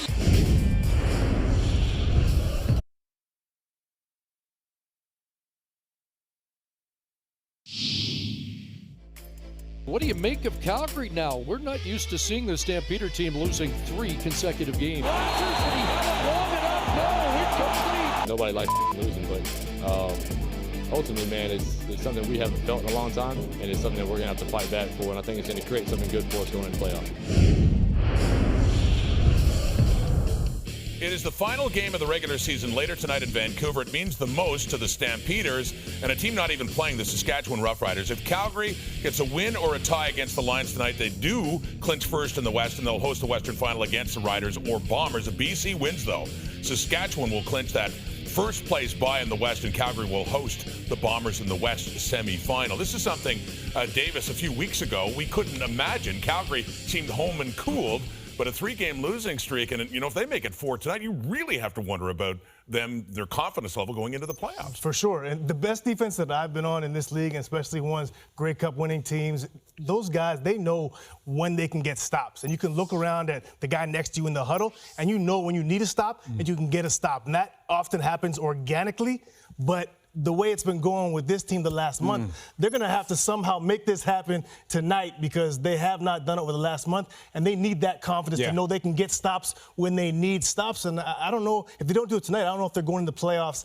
thinking that. Well, with the way their offense and Bo's been playing, they may need some more help from that defense than what they've been given. They may need them to score some points, or when they create a turnover, really create some great field position, because offensively they've just been struggling with all those receivers that's gone down. Even Bo, being as great as he is, he struggled a little bit. So we're going to see how well he can play with those receiving cores. I said it earlier, this was when a great quarterback separates himself and says, I don't care who's my receivers, I'm going to go out there and make it happen. I mean, and Bo's done a great job of that with all the injuries that this offense has sustained. But if there's any team that can do it, I think it's Calgary, led by Bo Levi. And I think the Chinook is going to blow west, even though we know Chinooks blow from the Pacific over the Rockies east. But I think the Chinook is heading the opposite direction. However, on the other side, I mean, BC's defense, we got to give them some props because I can tell you the last time these two teams played, they helped cause 4 turnovers against Calgary, who doesn't turn the ball over. 230 yards of total offense is what was allowed. 38 yards of rushing is all Calgary could muster on the ground. I tell you, they're going to have to show up tonight because you know that Calgary defense is going to show up tonight. Wally's last game, I can see him taking a bunch of chances tonight. Well, that's a bunch of chances. And they're not resting their regulars. No. I mean, BC's going to field their team. I mean, the same one taking on the Ticats next week in Hamilton. Yeah, Wally will be honored. Great Wally Buono looking for career win number 283. That'll wrap up the tripleheader and the CFL regular season later tonight on TSN. We'll be back.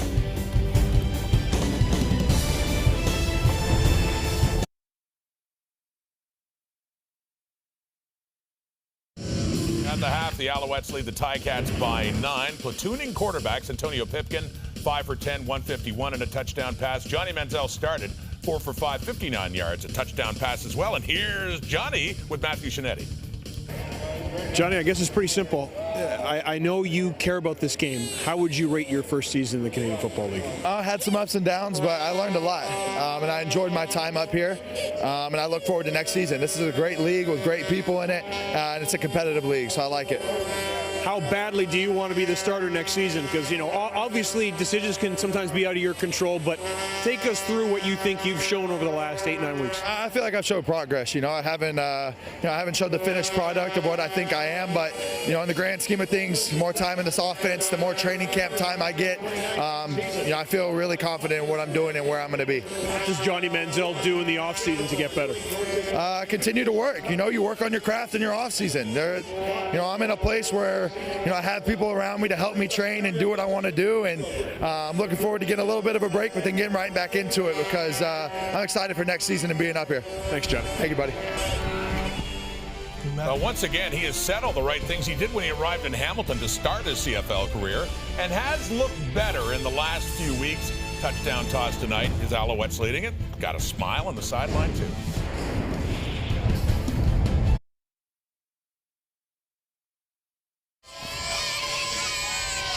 Back here in Hamilton, the Ticats down by 9. Here's quarterback Dean Evans with our Matthew Shinetti. Dan, how good does that feel? Get on the field and that touchdown pass to Addison. I mean, how good does it feel to just be in the moment? Yeah, I mean, it felt really good. Didn't get to start any in the NFL, but here is awesome. Finally get out of the way, and now we can go win this game. In terms of the second half, listen, you have a deficit to go ahead and narrow, but what has to be the focus? Man, we just got to do our job. We left a lot of plays out on the field. Me in particular, if I just do my job and go through my reads, we'll be able to come back from right here. Thanks, Dan. Yeah, thank you. All right, getting set for the start of the second half. A wild end of the first half. And the Alouettes will have the ball to start the second. Well, it's turned out to be a nice evening here in Hamilton after last week's monsoon and windstorm. Absolutely no complaints about the weather for November.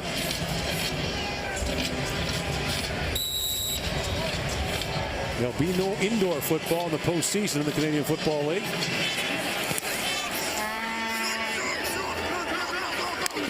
Stephen Logan inside the 20-yard line of the kickoff return, and Logan finds a seam. He gets out to the 40, and that's where the Alouettes will go to work. And a big part of that opening half for the Alouettes, the play of receiver Eugene Lewis with 2 catches for touchdowns in the opening 30 minutes. Yeah, catching a touchdown pass from each of the Alouettes' 2 quarterbacks thus far. Antonio Pipkin in the second quarter, Johnny Manziel in the first. We mentioned that last week the Alouettes had 3 different players throw touchdown passes, the first time since Calgary in 2012 did that. The first down Alouettes from their 39-yard line. They opened the second half with a 9-point lead. Johnny Manziel played the first quarter. It's been Pipkin since then. Pipkin throws that out to Joshua Stanford, and Stanford gets offended by Courtney Stephen, who moves into the safety spot this week. Mike Daly getting a rest for the Ticats. Yeah, Stephen, a longtime starter in the secondary for the Hamilton Tiger Cats, whether at field corner or at free safety.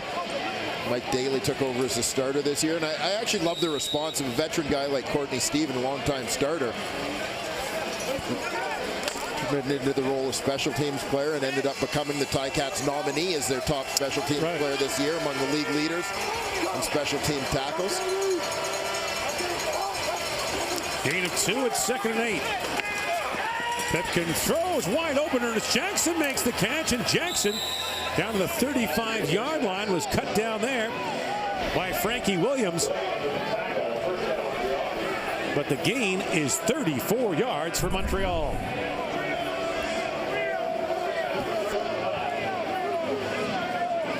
I think for a team like Montreal, as you mentioned early in this ball game, has given up more sacks than anyone else in the Canadian Football League by far.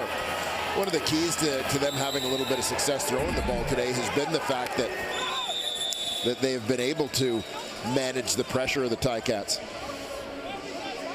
And now June Jones will challenge.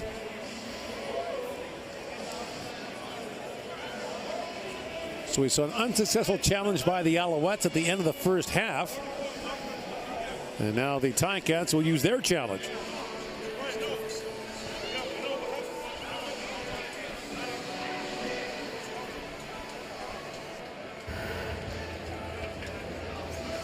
Hamilton is challenging the previous play for offensive pass interference.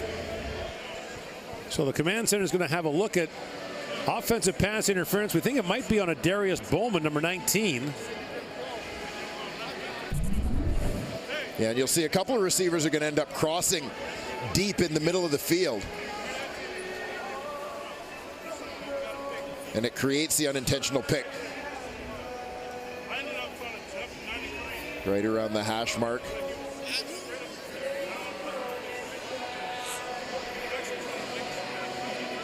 So it'll be interesting to see the interpretation here. Watch right around the hash mark as they cross paths.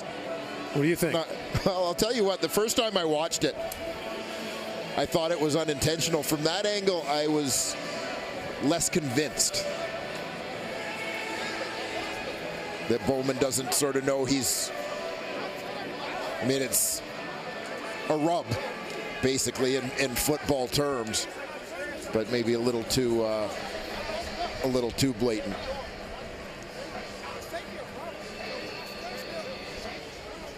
I think it's coming back. What gives you that feeling? Just a hunch.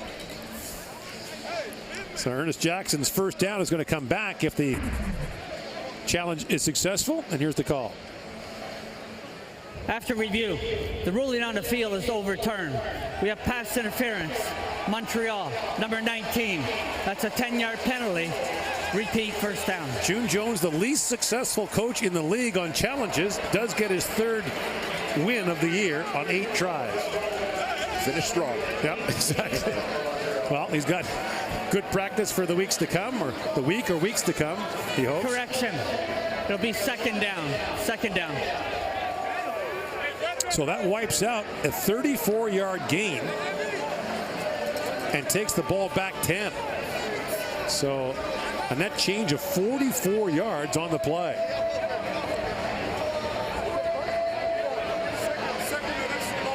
And the Alouettes now back to their 31-yard line.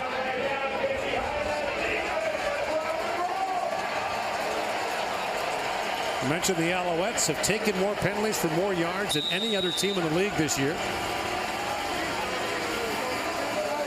A lot of explanations for the Alouettes record when you look statistically. It hasn't just been struggles offensively. They've had a tough time on defense. Penalties have been a problem. And yes, they've struggled with the football. 2nd and 20. Pipkin sets up the screen, drops it off, and Standback gets out to the 35-yard line. Will bring up 3rd and 15 or so for the Alouettes. So they'll have to punt. But the Owls were fortunate to avoid another loss on that play. Pipkin, even though you're allowing that pressure to come through on the screen, I think happened a little bit more quickly than was drawn up.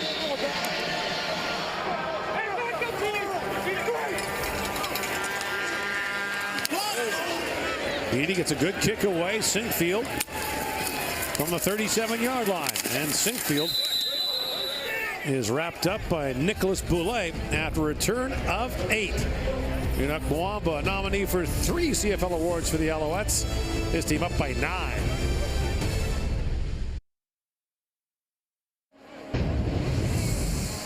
Alouette nominees for the CFL's Outstanding Player Awards. Enoch Mwamba, as we mentioned, the top player, defensive player and Canadian. Christian Matt, top offensive lineman. And William Standback, the special teams player and the Rookie of the Year for the Alouettes. Sir. Mwamba's been around a while. Just overall pick in 2011. With just 29 years of age. Ticats with the ball at their 47-yard line. Dane Evans looking over the top, has a man, Mike Jones, and Jones makes the catch inside the 20. Brought down there by Brandon Dozier, but the gain of the play is 46 yards for Hamilton.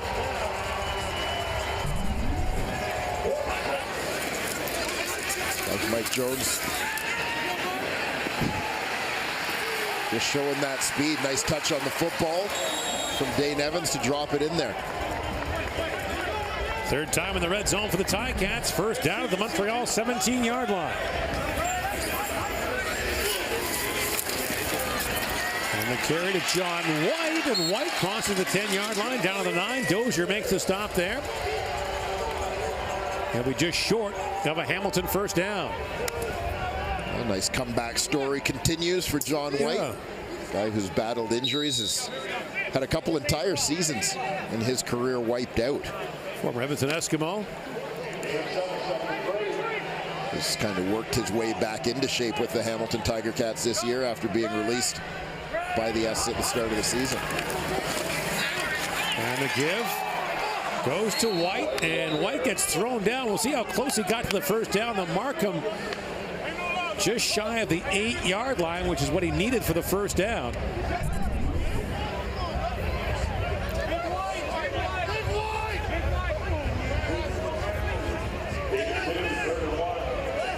And Markham just short of the first down, so 3rd and less than a yard for Hamilton. White thrown back by Glenn Love. Nice job there by Love to fight off his blocker. Shed that block and come up to make the play. 3rd and a yard for the Ticats.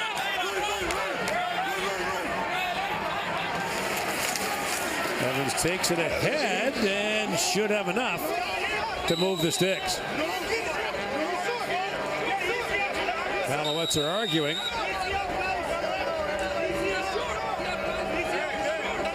As they untangle the pile.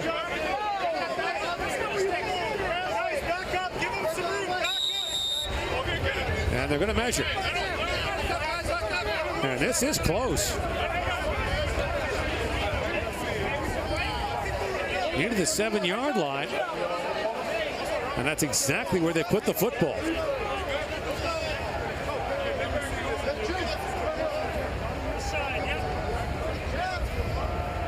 Got it. Had it all day. By a mile. Or a third of the football, if you prefer. So 1st and goal now for Hamilton from the Montreal 7. Take a look at the push here.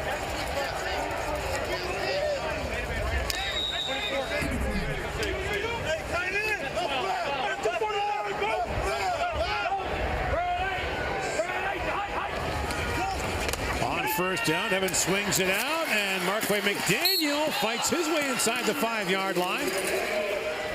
Pushed out of bounds by TJ Heath. He gets down to the 2. Marquay McDaniel, the inside man.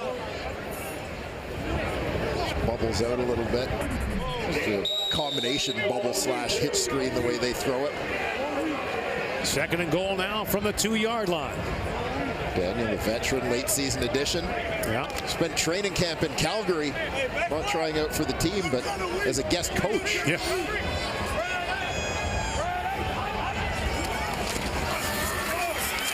And the give goes to Sean Thomas Erlington. And he's into the end zone for the touchdown. He had a block punt recovery for a touchdown in the first meeting. Now along the ground here. And the Ticats are within 3 with a point after to come. And Sean Thomas Erlington is going to keep that first touchdown ball. His CFL career. As an offensive player, he had the one on special teams, but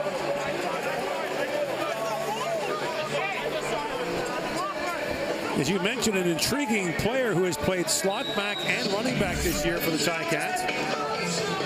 Well, the more you can do.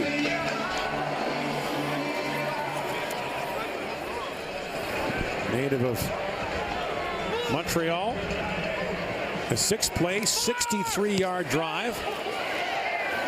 And the point after is good. So the Ticats now down by 2 here in the 3rd quarter on the CFL on TSN Super Saturday, week 21 of the regular season.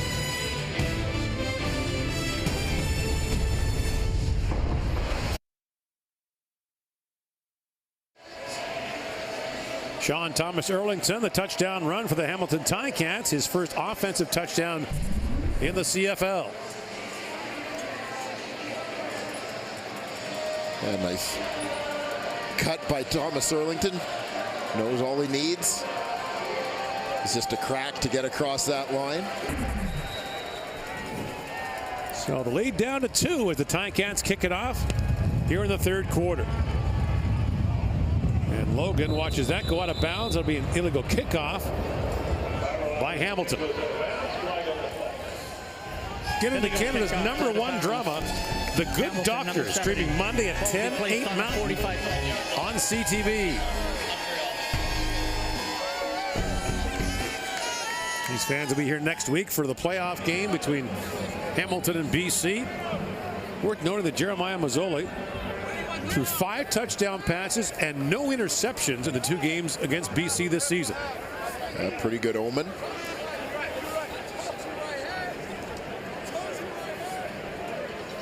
As many elements of that receiving core as they're missing. Right, and that's the question for Hamilton, is how do you overcome essentially an entire receiving core out with injuries? And you hope that another week of practice will allow guys like Marquay McDaniel, Terrell Sinkfield, guys who have been around a little bit, right, that have been the late season additions, that you can kind of get those guys that much closer to being up to speed. First down carry for William Stanback, and Stanback gets out to the 49-yard line. Mazzoli had a good year for the Ticats, over 5,000 yards passing, 28 touchdowns, 18 interceptions, and the 5,209 yards, the 3rd most in Ticat history behind Henry Burris and Danny McManus. Pretty good company. They should have played him today just so he could pass Hank. Eh? Well, Luke Tasker not playing today. There's a 31-game catch streak going. And under pressure, Pipkin is dropped, taken down by Nikita Whitlock. And the loss is 7. Well, for many years it was Brandon Two-Way Whitaker. How about Nikita Two-Way Whitlock taking it to a new level? Good bull in a china shop on that defensive line. That's the 4th sack of the game allowed by the Alouettes. We mentioned they'd allowed 21 more sacks than any other CFL team entering this week.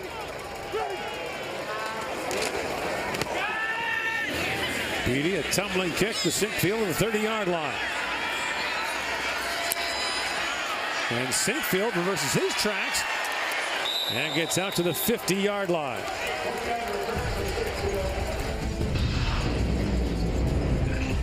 Nikita Whitlock reels it in, and the Ticats try to grab the lead here in the 3rd quarter.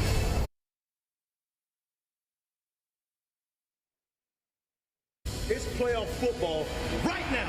We have to finish this. Everything you got. Everything. Every single play. We're going to end our name in that boat. It's no longer result, but we need that field with a win. Let's go! Grey Cup less than a month away. Playoffs begin next week. Ticats will be home to the BC Lions here, their 3rd consecutive home game. And now Dane Evans takes over at the 50-yard line. Gives it off to John White, and White gets out to the 51-yard line, a gain of 9.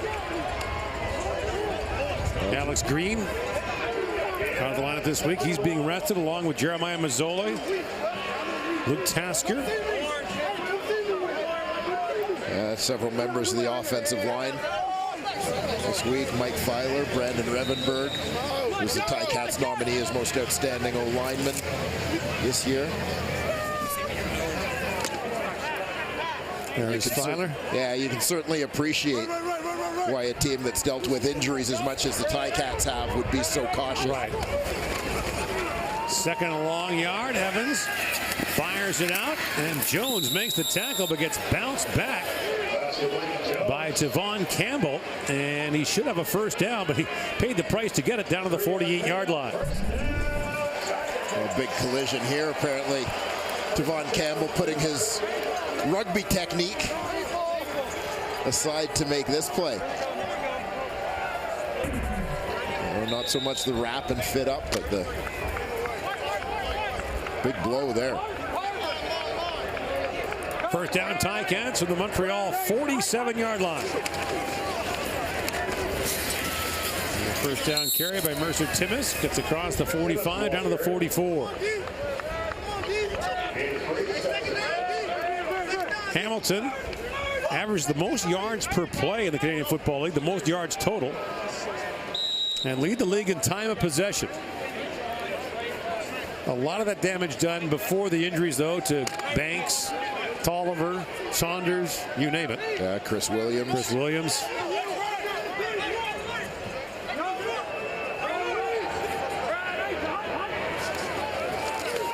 On second down, Evans throws, the pass tipped high in the air and intercepted.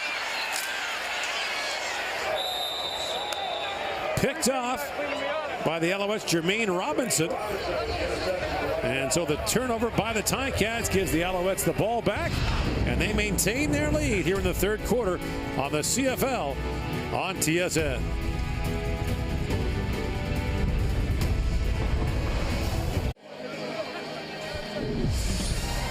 NFL on TSN returns tomorrow. A great quarterbacking battle as Tom Brady and Aaron Rodgers go head-to-head on Sunday Night Football. Coverage begins at 7 Eastern, 4 Pacific across the TSN network and on CTV2. Go to footballliveshere.com for a complete broadcast schedule. Not a bad matchup. Not bad. Couple of okay quarterbacks. Take a look here at the interception. This one goes off the fingertips of Braylon Addison. Gets separation right there, but ball gets in on him. Jermaine Robinson gets his second interception of the year. And TJ Heath will pump up to Addison there.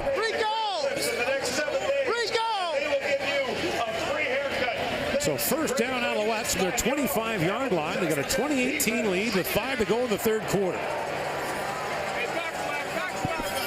Alouettes come in 4-13 on the year. Won last week against Toronto.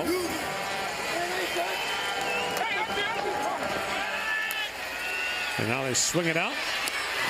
And moving up the sidelines is William Stanback. Still going. Stanback finally cut down by Josh Johnson. Stanback just keeps on going, and the Alouettes are in business at the 26-yard line of the Ticats. The gain is 59 yards. Yeah, nobody went with Stanback as he bubbled out there on that swing route. Did a nice job setting up the block by Eugene Lewis on Richard Leonard to open up the sideline. Turned that one into a big, big gain for the Owls. Stanback is a load and a physical runner, but he gets out in the open field. He's got pretty good wheels. Stanback 4 catches for 100 yards. 13-minute formation. Montreal. It's a 10-yard penalty. First down. So 13 players in the huddle.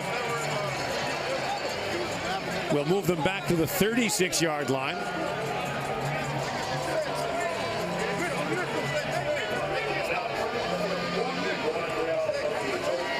Mike Sherman is displeased.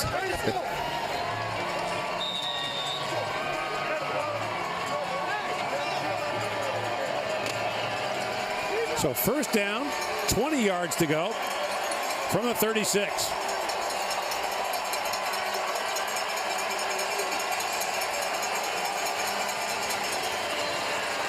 Play action. Pipkin gets away from Tracy, throws that pass almost intercepted by Richard Leonard.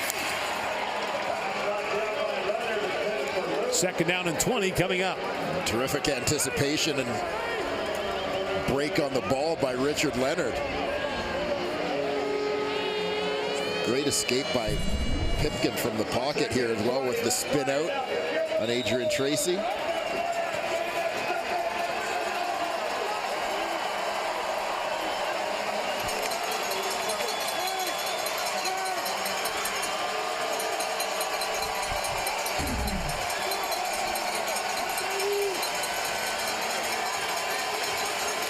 On second down, here comes the rush. Pipkin stands in and throws, and the pass is incomplete for Eugene Lewis. Now bring up third down. And a field goal try for the Alouettes. The illegal substitution penalty proves costly, forcing them into that 1st and 20 situation. Clearly changing the play calling.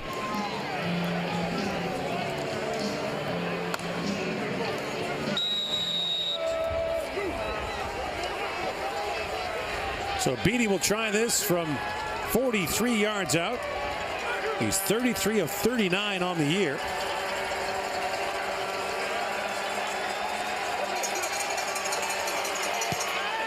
And Beatty puts it up and through, and the Alouettes extend their lead to 5 points.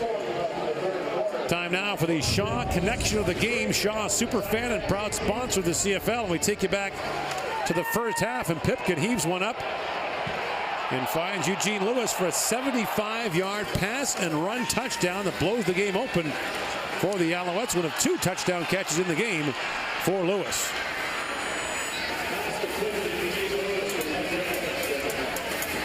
Pipkin celebrating with Johnny Manziel, and there's your Shaw connection to the game. You know, Rod Black usually lets me voice those. Just saying. Well, this is my last game of the season, so I guess I can promise you. Bask in the moment. Yeah, I'm just going to thought I'd take the ball and run with it a little bit, but, you know, from now on, all yours.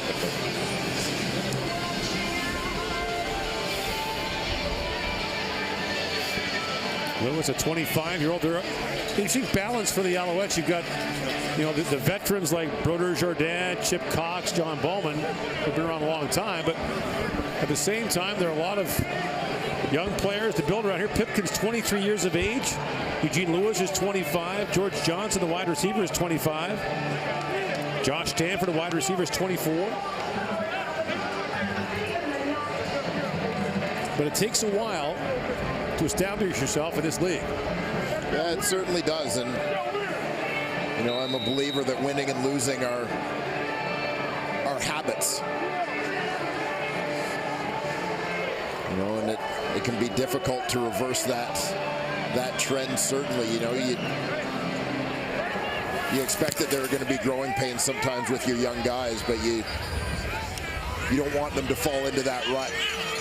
Sinkfield takes the football to the goal line, lost the ball.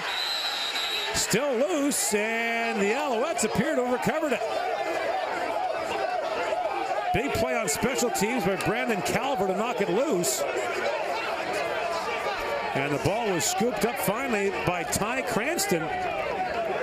And so the Alouettes have the ball at the Hamilton 19-yard line on the fumble lost by Sinkfield. And see Sinkfield carrying that ball away from the body a little bit. Calver, undrafted Wilfrid Laurier product, gets the strip. Ty Cranston, out of the University of Ottawa, the rookie. Right there to fall on the ball, setting the Owls up with great field position. So after the field goal, now a chance inside the 20-yard line. And this is Matthew Schultz in a quarterback. Schultz pitches it off to Lewis. And Lewis reverses his track. Whitlock gets a hold of him. And not much doing there. It'll be a loss of at least 7 on the play, maybe 8. The worst red zone offense in the league is now out of the red zone. Eugene Lewis, who threw a touchdown pass last week. Right. He's the guy motioning around the backfield. Takes that toss. Looked right there like he was setting up to throw. Darius Bowman, though, was well covered in the end zone by Richard Leonard. Now they're second and long on the loss of 9. Schultz up and throwing the passes, caught by Darius Bowman, bounces off a tackle and gets inside the 5, down to the 3 for an Alouette first down. A big catch across the middle by the veteran Darius Bowman.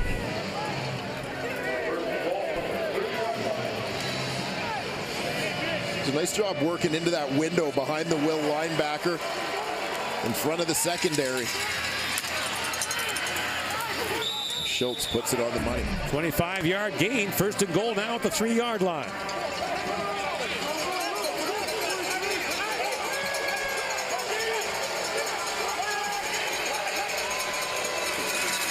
Schultz gives it off to Stanback. He gets thrown down there by Bobby Richardson. Gain of maybe a yard, down to the 2.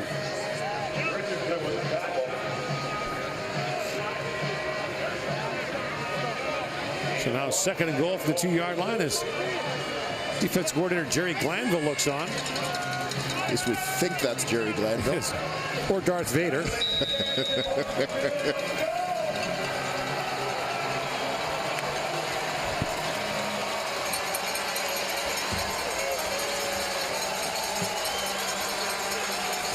Second and goal from the 2. Pipkin comes back in, gives it off, and at the goal line, reaching forward is Bowman. And they're going to mark him down at the 1. So first and goal from the 3, second and goal from the 2, now third and goal from the 1. Yes, I see a trend.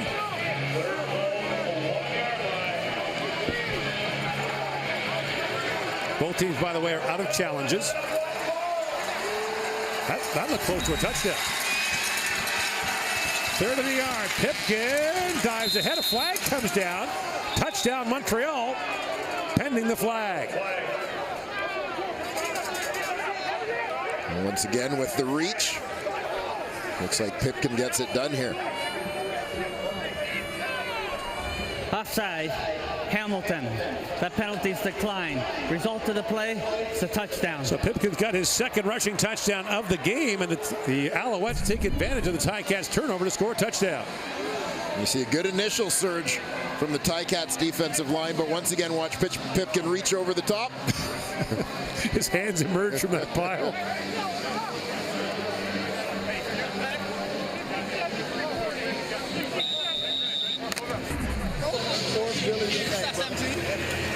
So now back to an 11-point lead with the point after to come.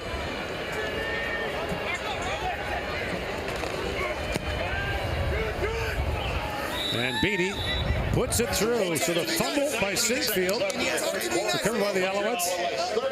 And Antonio Pipkin takes the Alouettes to the end zone and extends the lead to 12 points. And it all began the turnover created by the Alouettes kickoff cover unit.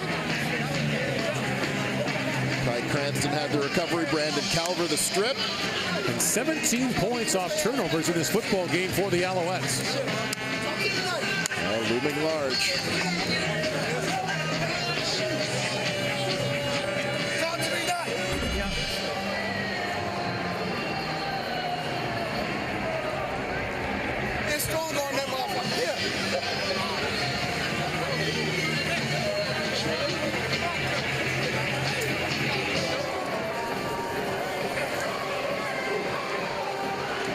So the Alouettes to kick it off. This is where it went awry for the Ticats to begin with. The Sinkfield fumble the return. And the play made by Brandon Calver to knock it loose.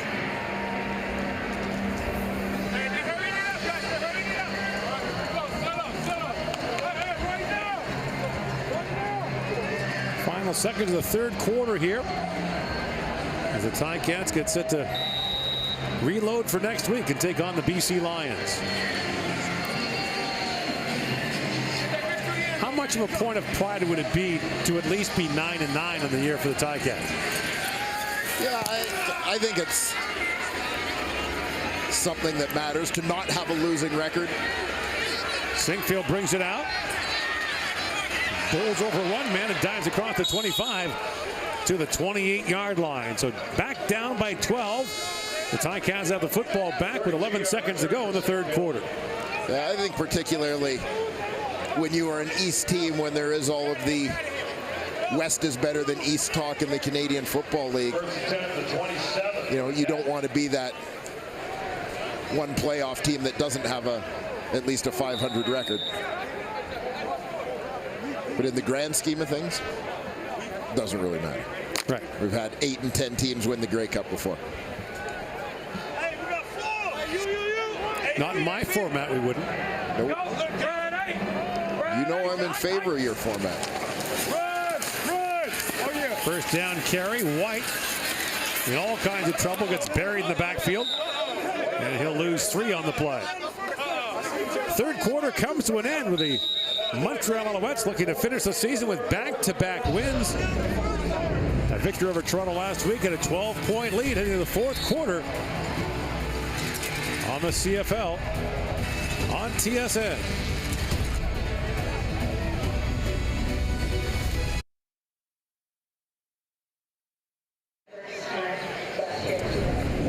Well, they don't get a lot of attention from us, but Murray Clark has been around since 1992 as a CFL official and is tonight working his 500th Canadian Football League game.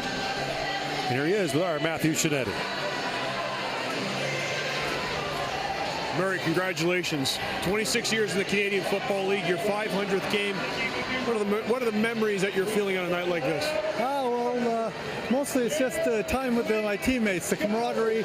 I work with the smartest, most dedicated guys in the world. Every official out there is such a big fan of the football league, and I'm just proud to be part of it. In all that time, how have you seen the game change and evolve? It's changed so much since I started in, where they started the American experiment, and then TSN got on board, give us a little more credibility, and hopefully we'll see some expansion, and it'll be great.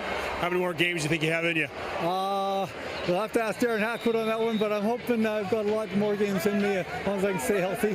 Thank you, Murray. Congratulations. Can I just say thanks to my beautiful wife, Shannon, and my boys, Kyle and Connor. Without their support, none of this would have been possible, so thanks, guys. Beautiful message. Thank you, Murray.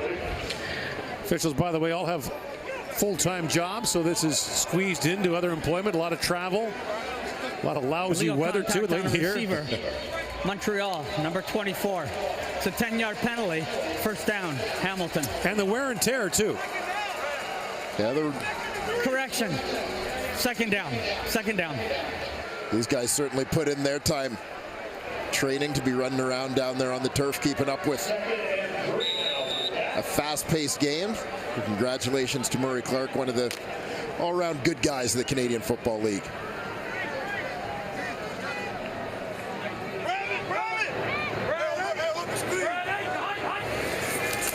Second down. And slicing off, tackle for the Ticats, and off and running is John White. And White gets into Montreal territory and down to the 42-yard line. And the pickup is 35 yards for the Ticats.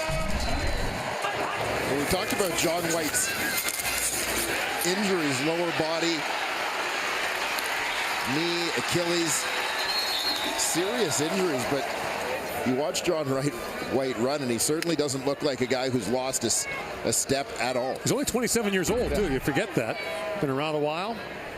Very productive player for Edmonton, as you mentioned, when healthy. Yep. First down for the 41. And now Evans, whether he wanted to or not, pulls that out. And there's a late flag coming down as Evans slides down close to the first down marker, the 32-yard line.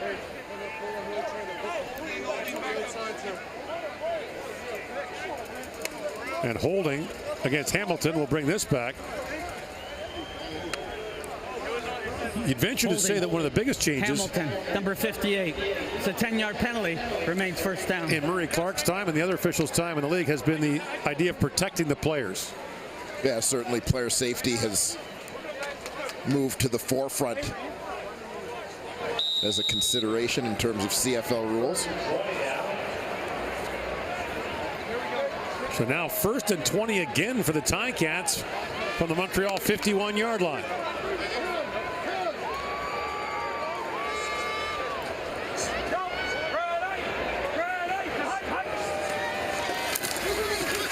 Four-man rush. Evans has time.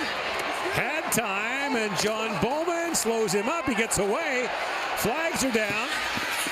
And Evans throws that short of Justin Buren. And this would appear to be holding against the Ticats. So 1st and 20 is going to be 1st and 30 by the looks of it if the penalty is accepted. Major foul. Roughing the passer. Montreal. Wow. Number 98. Up 15 yards. Automatic. So Ryan Brown is called for roughing the passer. It's not a holding call against the Ticats.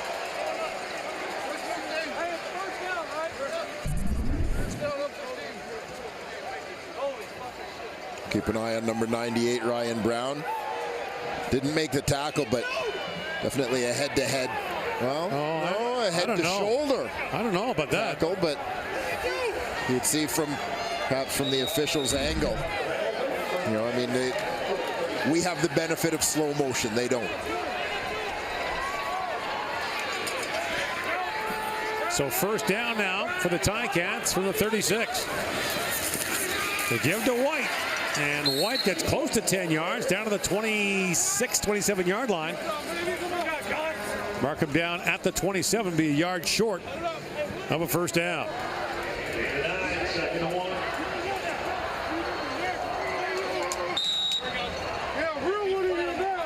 There's still lots of time here for Dane Evans and the Hamilton Tiger Cats, trailing by 12.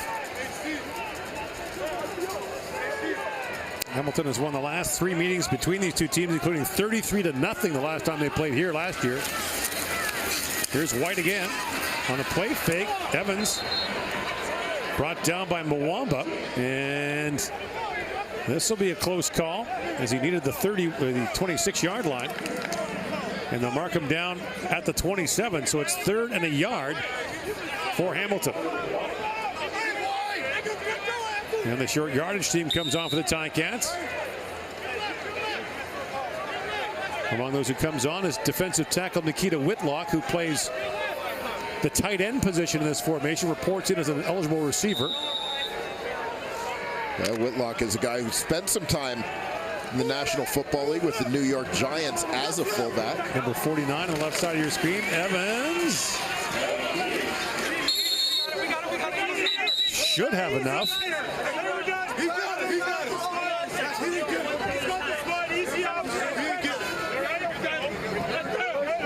And they mark him right at the 26. That should be enough, and it is for Hamilton first down.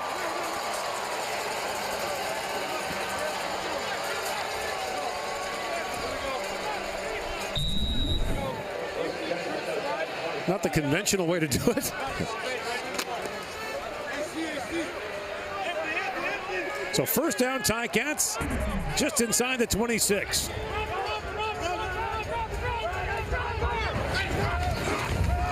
Four-man rush. Evans steps up, slings it, and the pass is incomplete. Looking there for McDaniel. Yeah, Evans started the scramble and spotted McDaniel open along that sideline.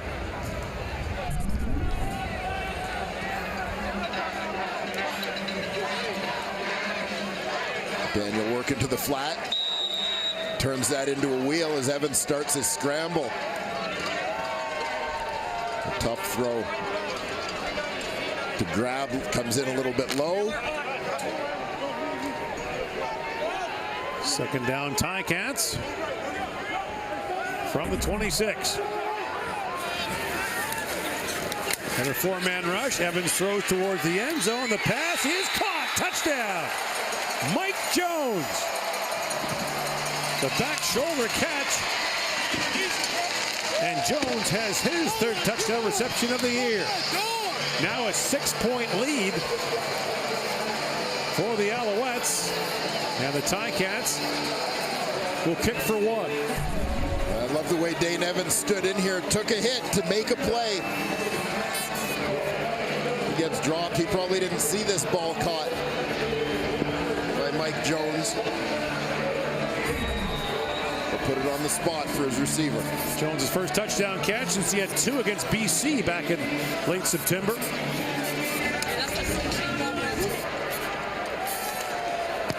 And Hiralahu puts the point after up and good. And the Ticats are within 5. Dane Evans feels the heat, stands in, and gets the ball away. And Mike Jones makes the catch for the touchdown as the Ticats are back close.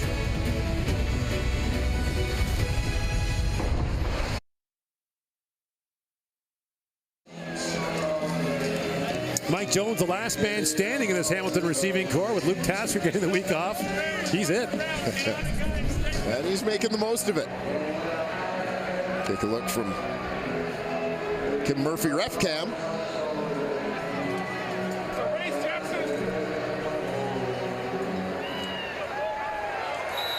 Nice concentration there from Mike Jones. Turned 26 this week. Hiralahu sends that to Logan, just inside the Montreal 10-yard line. And Logan buried there on the special teams tackle by Hamilton's Terrell Davis.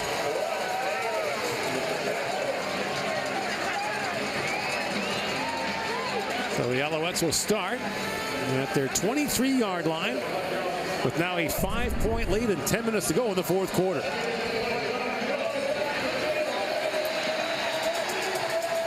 Davis getting down the field in a hurry. Make that special teams tackle. Victoria, BC native, who played at UBC. Started his college career at Arizona State as a running back. On first down, this is Matthew Schultz. Dumps it off and finds Ernest Jackson, who gets to the 29 for a gain of 5. Ernest Jackson's been kind of a forgotten man for Montreal since arriving there last year. Yeah, a guy who had such a big impact during his time in Ottawa. Part of that Ottawa receiving corps that had 4 1,000-yard receivers in back-to-back seasons. Hasn't exactly been a perfect fit. I don't think they've necessarily had him in an ideal role for a lot of his time in Montreal. Here comes the rush. Schultz gets it away. And the pass complete to Stanback. He's thrown down there by Carell Brooks. And he'll be marked down to the 32-yard line. That'll be 2 yards short of a Montreal first down.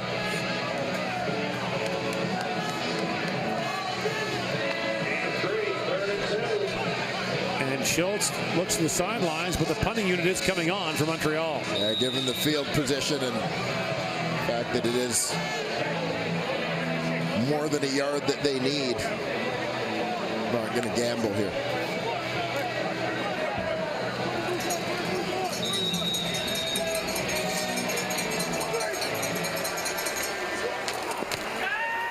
Beatty gets a good kick away. Chases Sinkfield back to the 25-yard line. And he gets out to the 37. 8:47 to go in the fourth quarter. And the Ticats look to grab the lead here in Hamilton.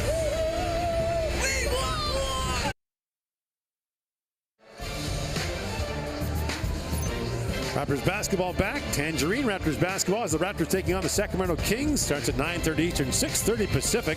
Raptors 8-1 on the year. And there's DeAndre Jordan of the Dallas Mavericks. Their center sporting the number 58 of the Hamilton Ticats, which is the number his brother Avery wears. Avery's 6'5", 281. And he's the little brother. He's the little brother. Love to see the grocery bills in the Jordan household growing up. First down Ticats from their 37-yard line. And White gets to the 41 for a gain of 4. Avery Jordan. Interesting prospect. He's a guy who played his college football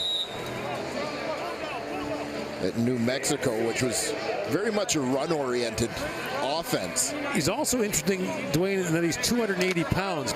Most tackles in the CFL are over 300. Yeah, well, he's a guy that came into camp this year a little bit light because he had been working out as potentially trying to get an NFL look as a blocking tight end.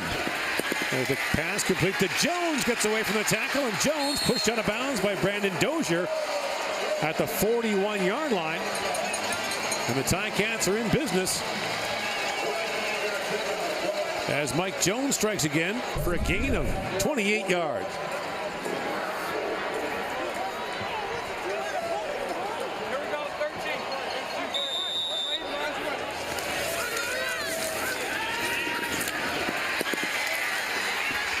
Got away from Tavon Campbell. And now on first down, the play fake to White. Evans throws it out, and for a moment, Sinkfield worried that was a live ball. It is not. The pass falls incomplete. Immediately signaled as a forward pass, but certainly have to be aware in the hitches and bubble screens, swing passes. All those there, you can see clearly those Sinkfield in a position on the field further ahead than was Dane Evans when the ball was thrown. Brings up second down from the 41.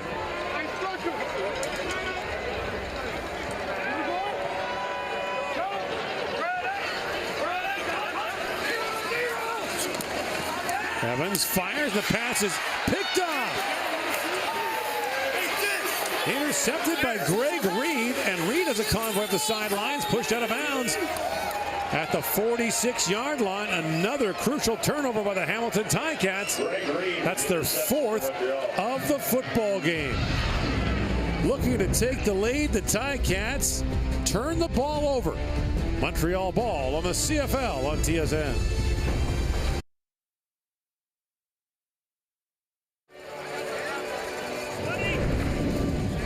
Well, keep an eye on Greg Reed, the man who is going to pick off this pass. You've got double unders coming from the left side of the screen. Terrell Sinkfield goes first. Reed looks like he's going to follow him. That's what leads quarterback Dane Evans to believe that the second under is going to be open to Marquay McDaniel. Reed comes off it, steps up and makes the play, and baited the quarterback into that throw. So now the Alouettes with the ball and the lead at the Hamilton 46. So 2 key turnovers by Hamilton here in the fourth quarter. And now Schultz gets inside the 40-yard line for a gain of 7.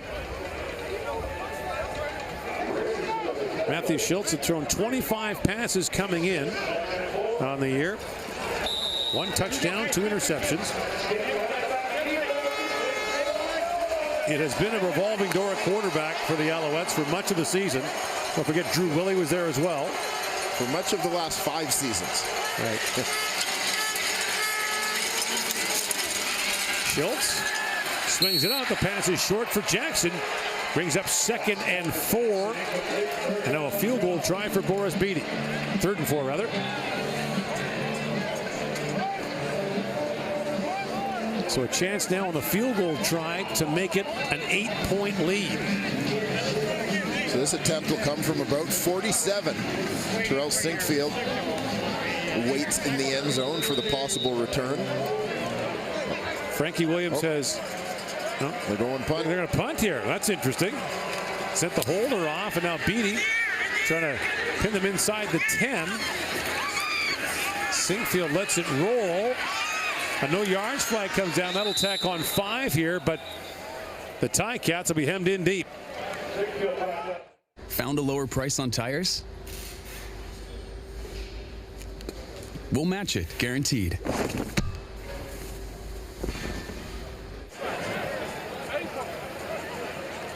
So that'll be the 10th time this year that Beatty has pinned a team inside the 10-yard line. That's exactly what he needed to do, although you wondered if a 47-yard field goal try might not have been the play. His longest of the year is 52. Yeah, a chance to make the lead 8, but they're going to put some faith in their defense here. Force the Ticats into the long field. Perfectly placed punt. Got a bit of an Alouette bounce and roll to stay out of the end zone. The Montreal defense that's allowed the most plays, the most yards, and the most first downs this season. And here comes White. First down and more. Out across the 30. Gets out to the 34-yard line. He ran over Greg Reed on the play. And he kind of blew up his teammate, Félix Faubert-Lucier. Gets out to the 33 for a gain of 23 yards. Never was avoiding contact in John White's mind at the end of this run.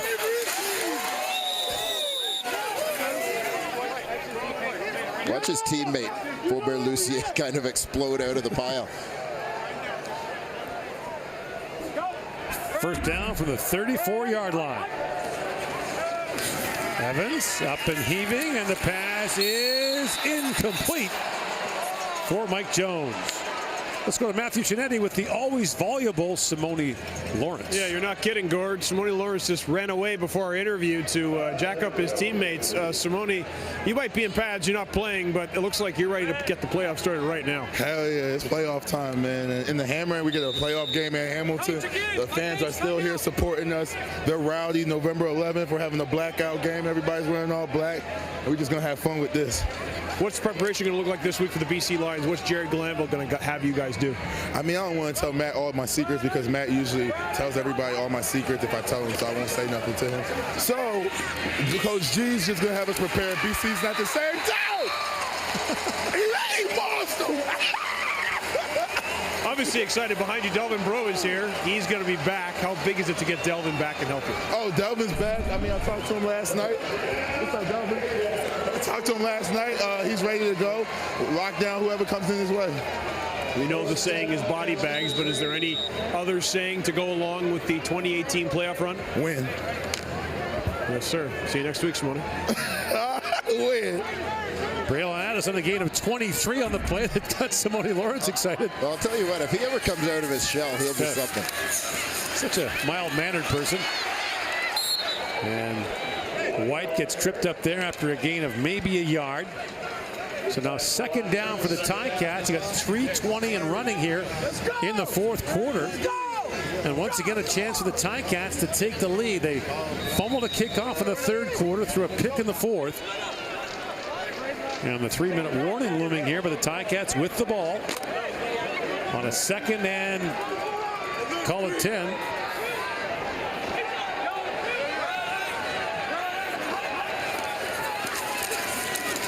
Evans has time and throws. The pass is caught.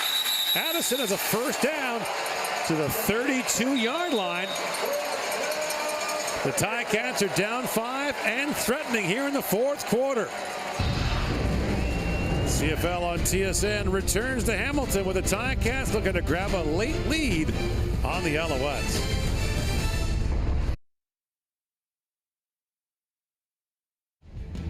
Coming up, the final game of the regular season, the final home game for Wally Buono, and it's a big one for Bo Levi Mitchell and the Stampeders, who need a win or a tie at BC Place to clinch first in the West. Otherwise, Saskatchewan gets it. You can catch the start of this game on TSN 3 in about 15 minutes as we go back to Gordon, Dwayne, and Hamilton. Hamilton trying to end a 2-game losing skid. First down at the 32-yard line of the Alouettes. 4-man rush. Evans, the sidelines, the pass is caught. And Felix Faubert-Lucier has a gain of 8 down to the 23-yard line. Just the 10th catch of the year for Faubert-Lucier. Yeah, yet another Laval product. A late change being made here by the Alouettes, who do not have a timeout remaining. Second and short now for the Ticats.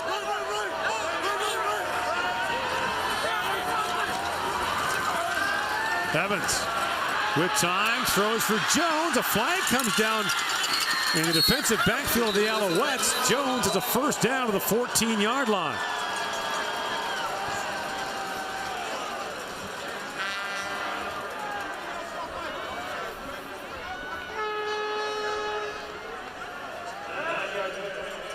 Aggressive play call, nice execution.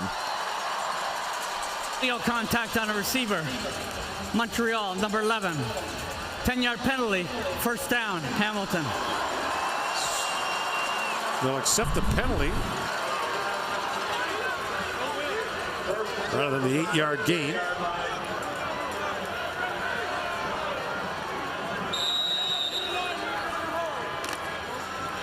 So now first down from the 13-yard line.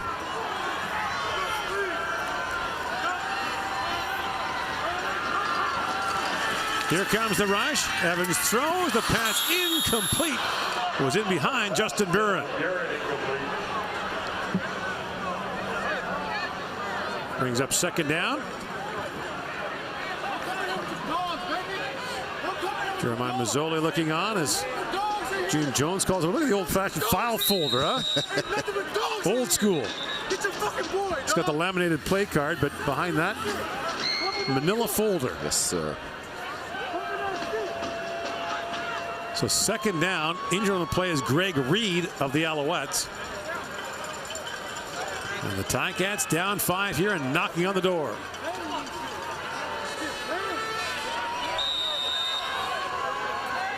Welcome those of you who are watching UFC on TSN 3. It is the Hamilton Ticats down by 5 with the football. Second and 10 from the Montreal 13-yard line. Evans throws. The pass is incomplete for Mike Jones. Devon Campbell there on the coverage brings up third down now for the Ticats. And the field goal unit is coming on for Hamilton. And this was nice anticipation. Evans doesn't like the call. Well, 2:21 left, down by 5. Keep an eye on the outside matchup. Tavon Campbell versus Mike Jones.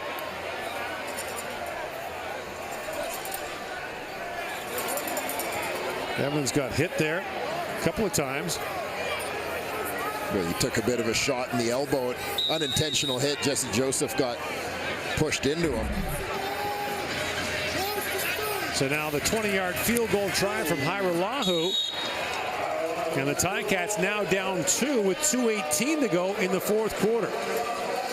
Yeah, I thought the Ticats might be playing some 3-down football there to play for the touchdown in the win right there, given that we are just over 2 minutes left in this ball game. So Montreal elected not to go for a field goal earlier, chose to punt instead, knocked them back to the 10-yard line.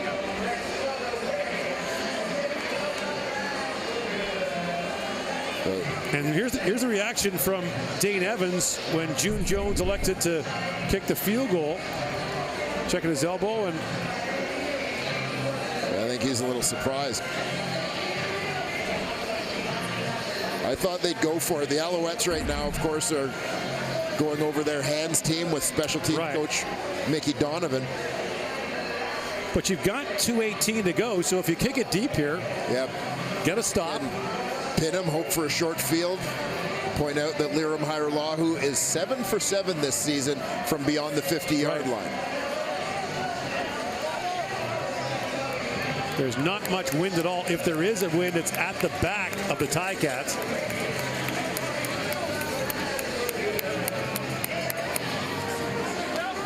So Hairolahu to kick it off.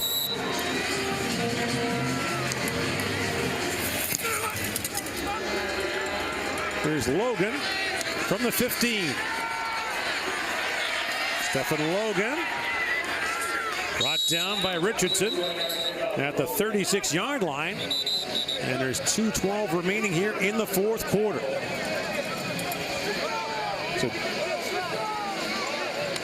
it'll be Matthew Schultz. You got to think if they look to grind down the clock here that William Stanback may play a role for the Montreal Alouettes.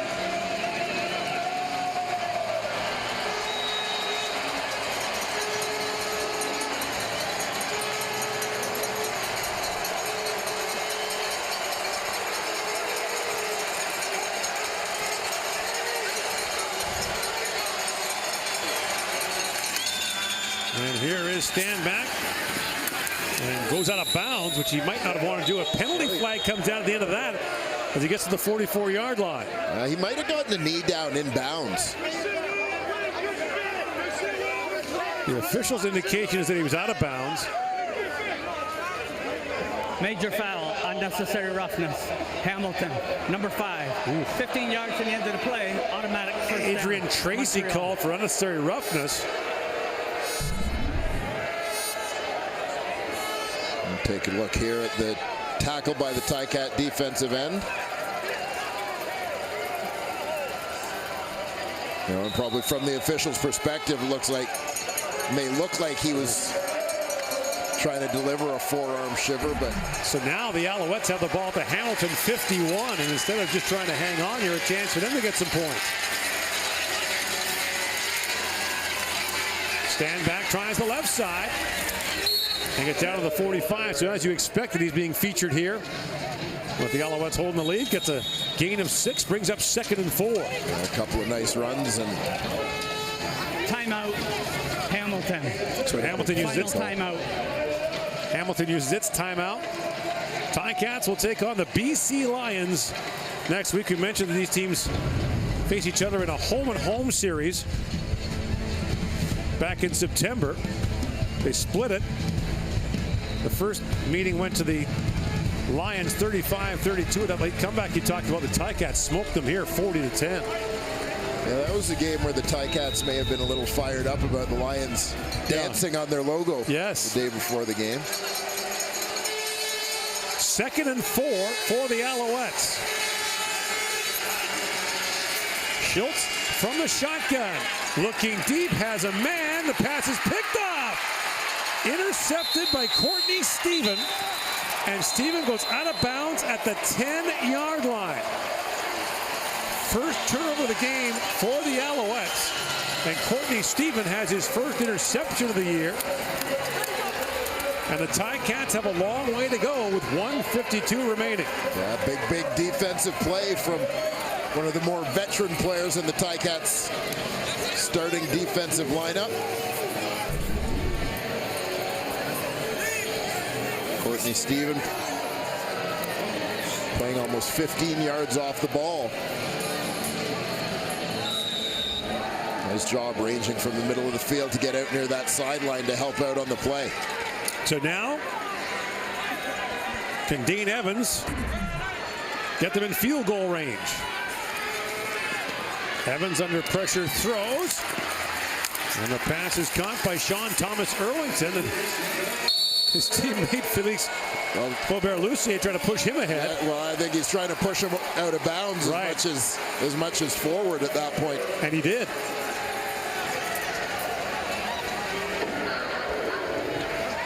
So Hamilton can huddle up here. The ball now at the 29-yard line.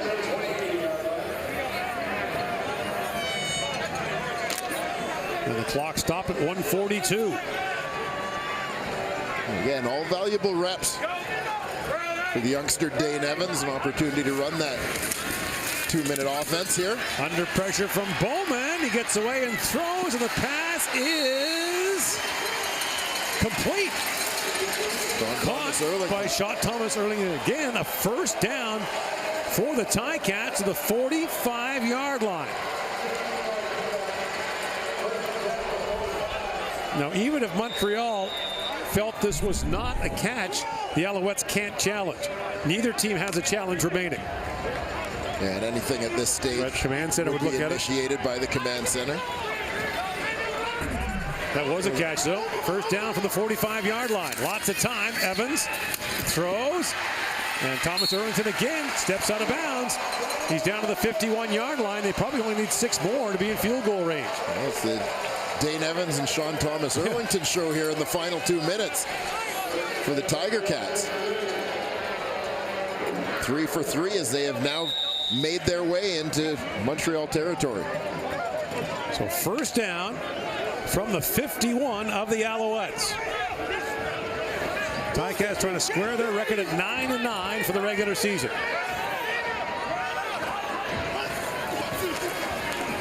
Evans is under pressure. Gets away, and that's a one-hopper for Braylon Addison. Brings up second down. The longest of the year for Hairolahu, 53 yards. As you mentioned, he is 7 for 7 on the season from outside the 50-yard line. And there is a bit of a helping wind for the Ticats. Currently, the attempt would come from 58, 59 yards, so they need a little something here before they would take that shot. Empty backfield, 4-man rush. Evans throws. Mark McDaniel has the catch inside the 40, down to the 39-yard line. They're in field goal range. A big strike there from Dane Evans. You've got to be impressed with what he's done under pressure here in the dying minutes of this football game. They mark the ball down at the 40-yard line. And the clock running inside a minute. And maybe the final minute of John Bowman's great career. Haven't had an official announcement from him, but here comes the rush. And Thomas Erlington gets tossed down to the play by Glenn Love. No gain, 2nd and 10 from the 40. And the clock will once again start once the ball is placed. A good read of the play there by Glenn Love. It looked for a moment like the Ticats were going to catch all the Owls running the wrong way. That quick draw.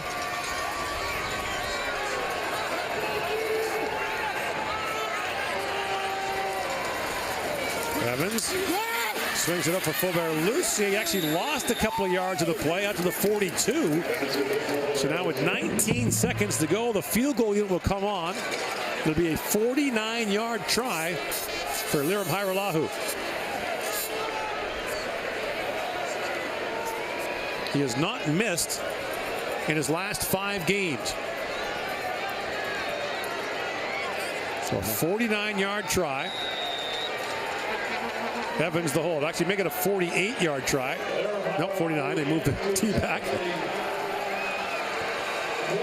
Well, man who hit the game-winning field goal in the 2017 Grey Cup. Lots on it. It's wide left. And Logan brings it out. And the Montreal Alouettes will hand the Ticats their 3rd straight loss as they hang on to win it 30-28. That's Hairola who misses from 49 yards out. Well, we said he was perfect from 50 plus. Should have moved it back.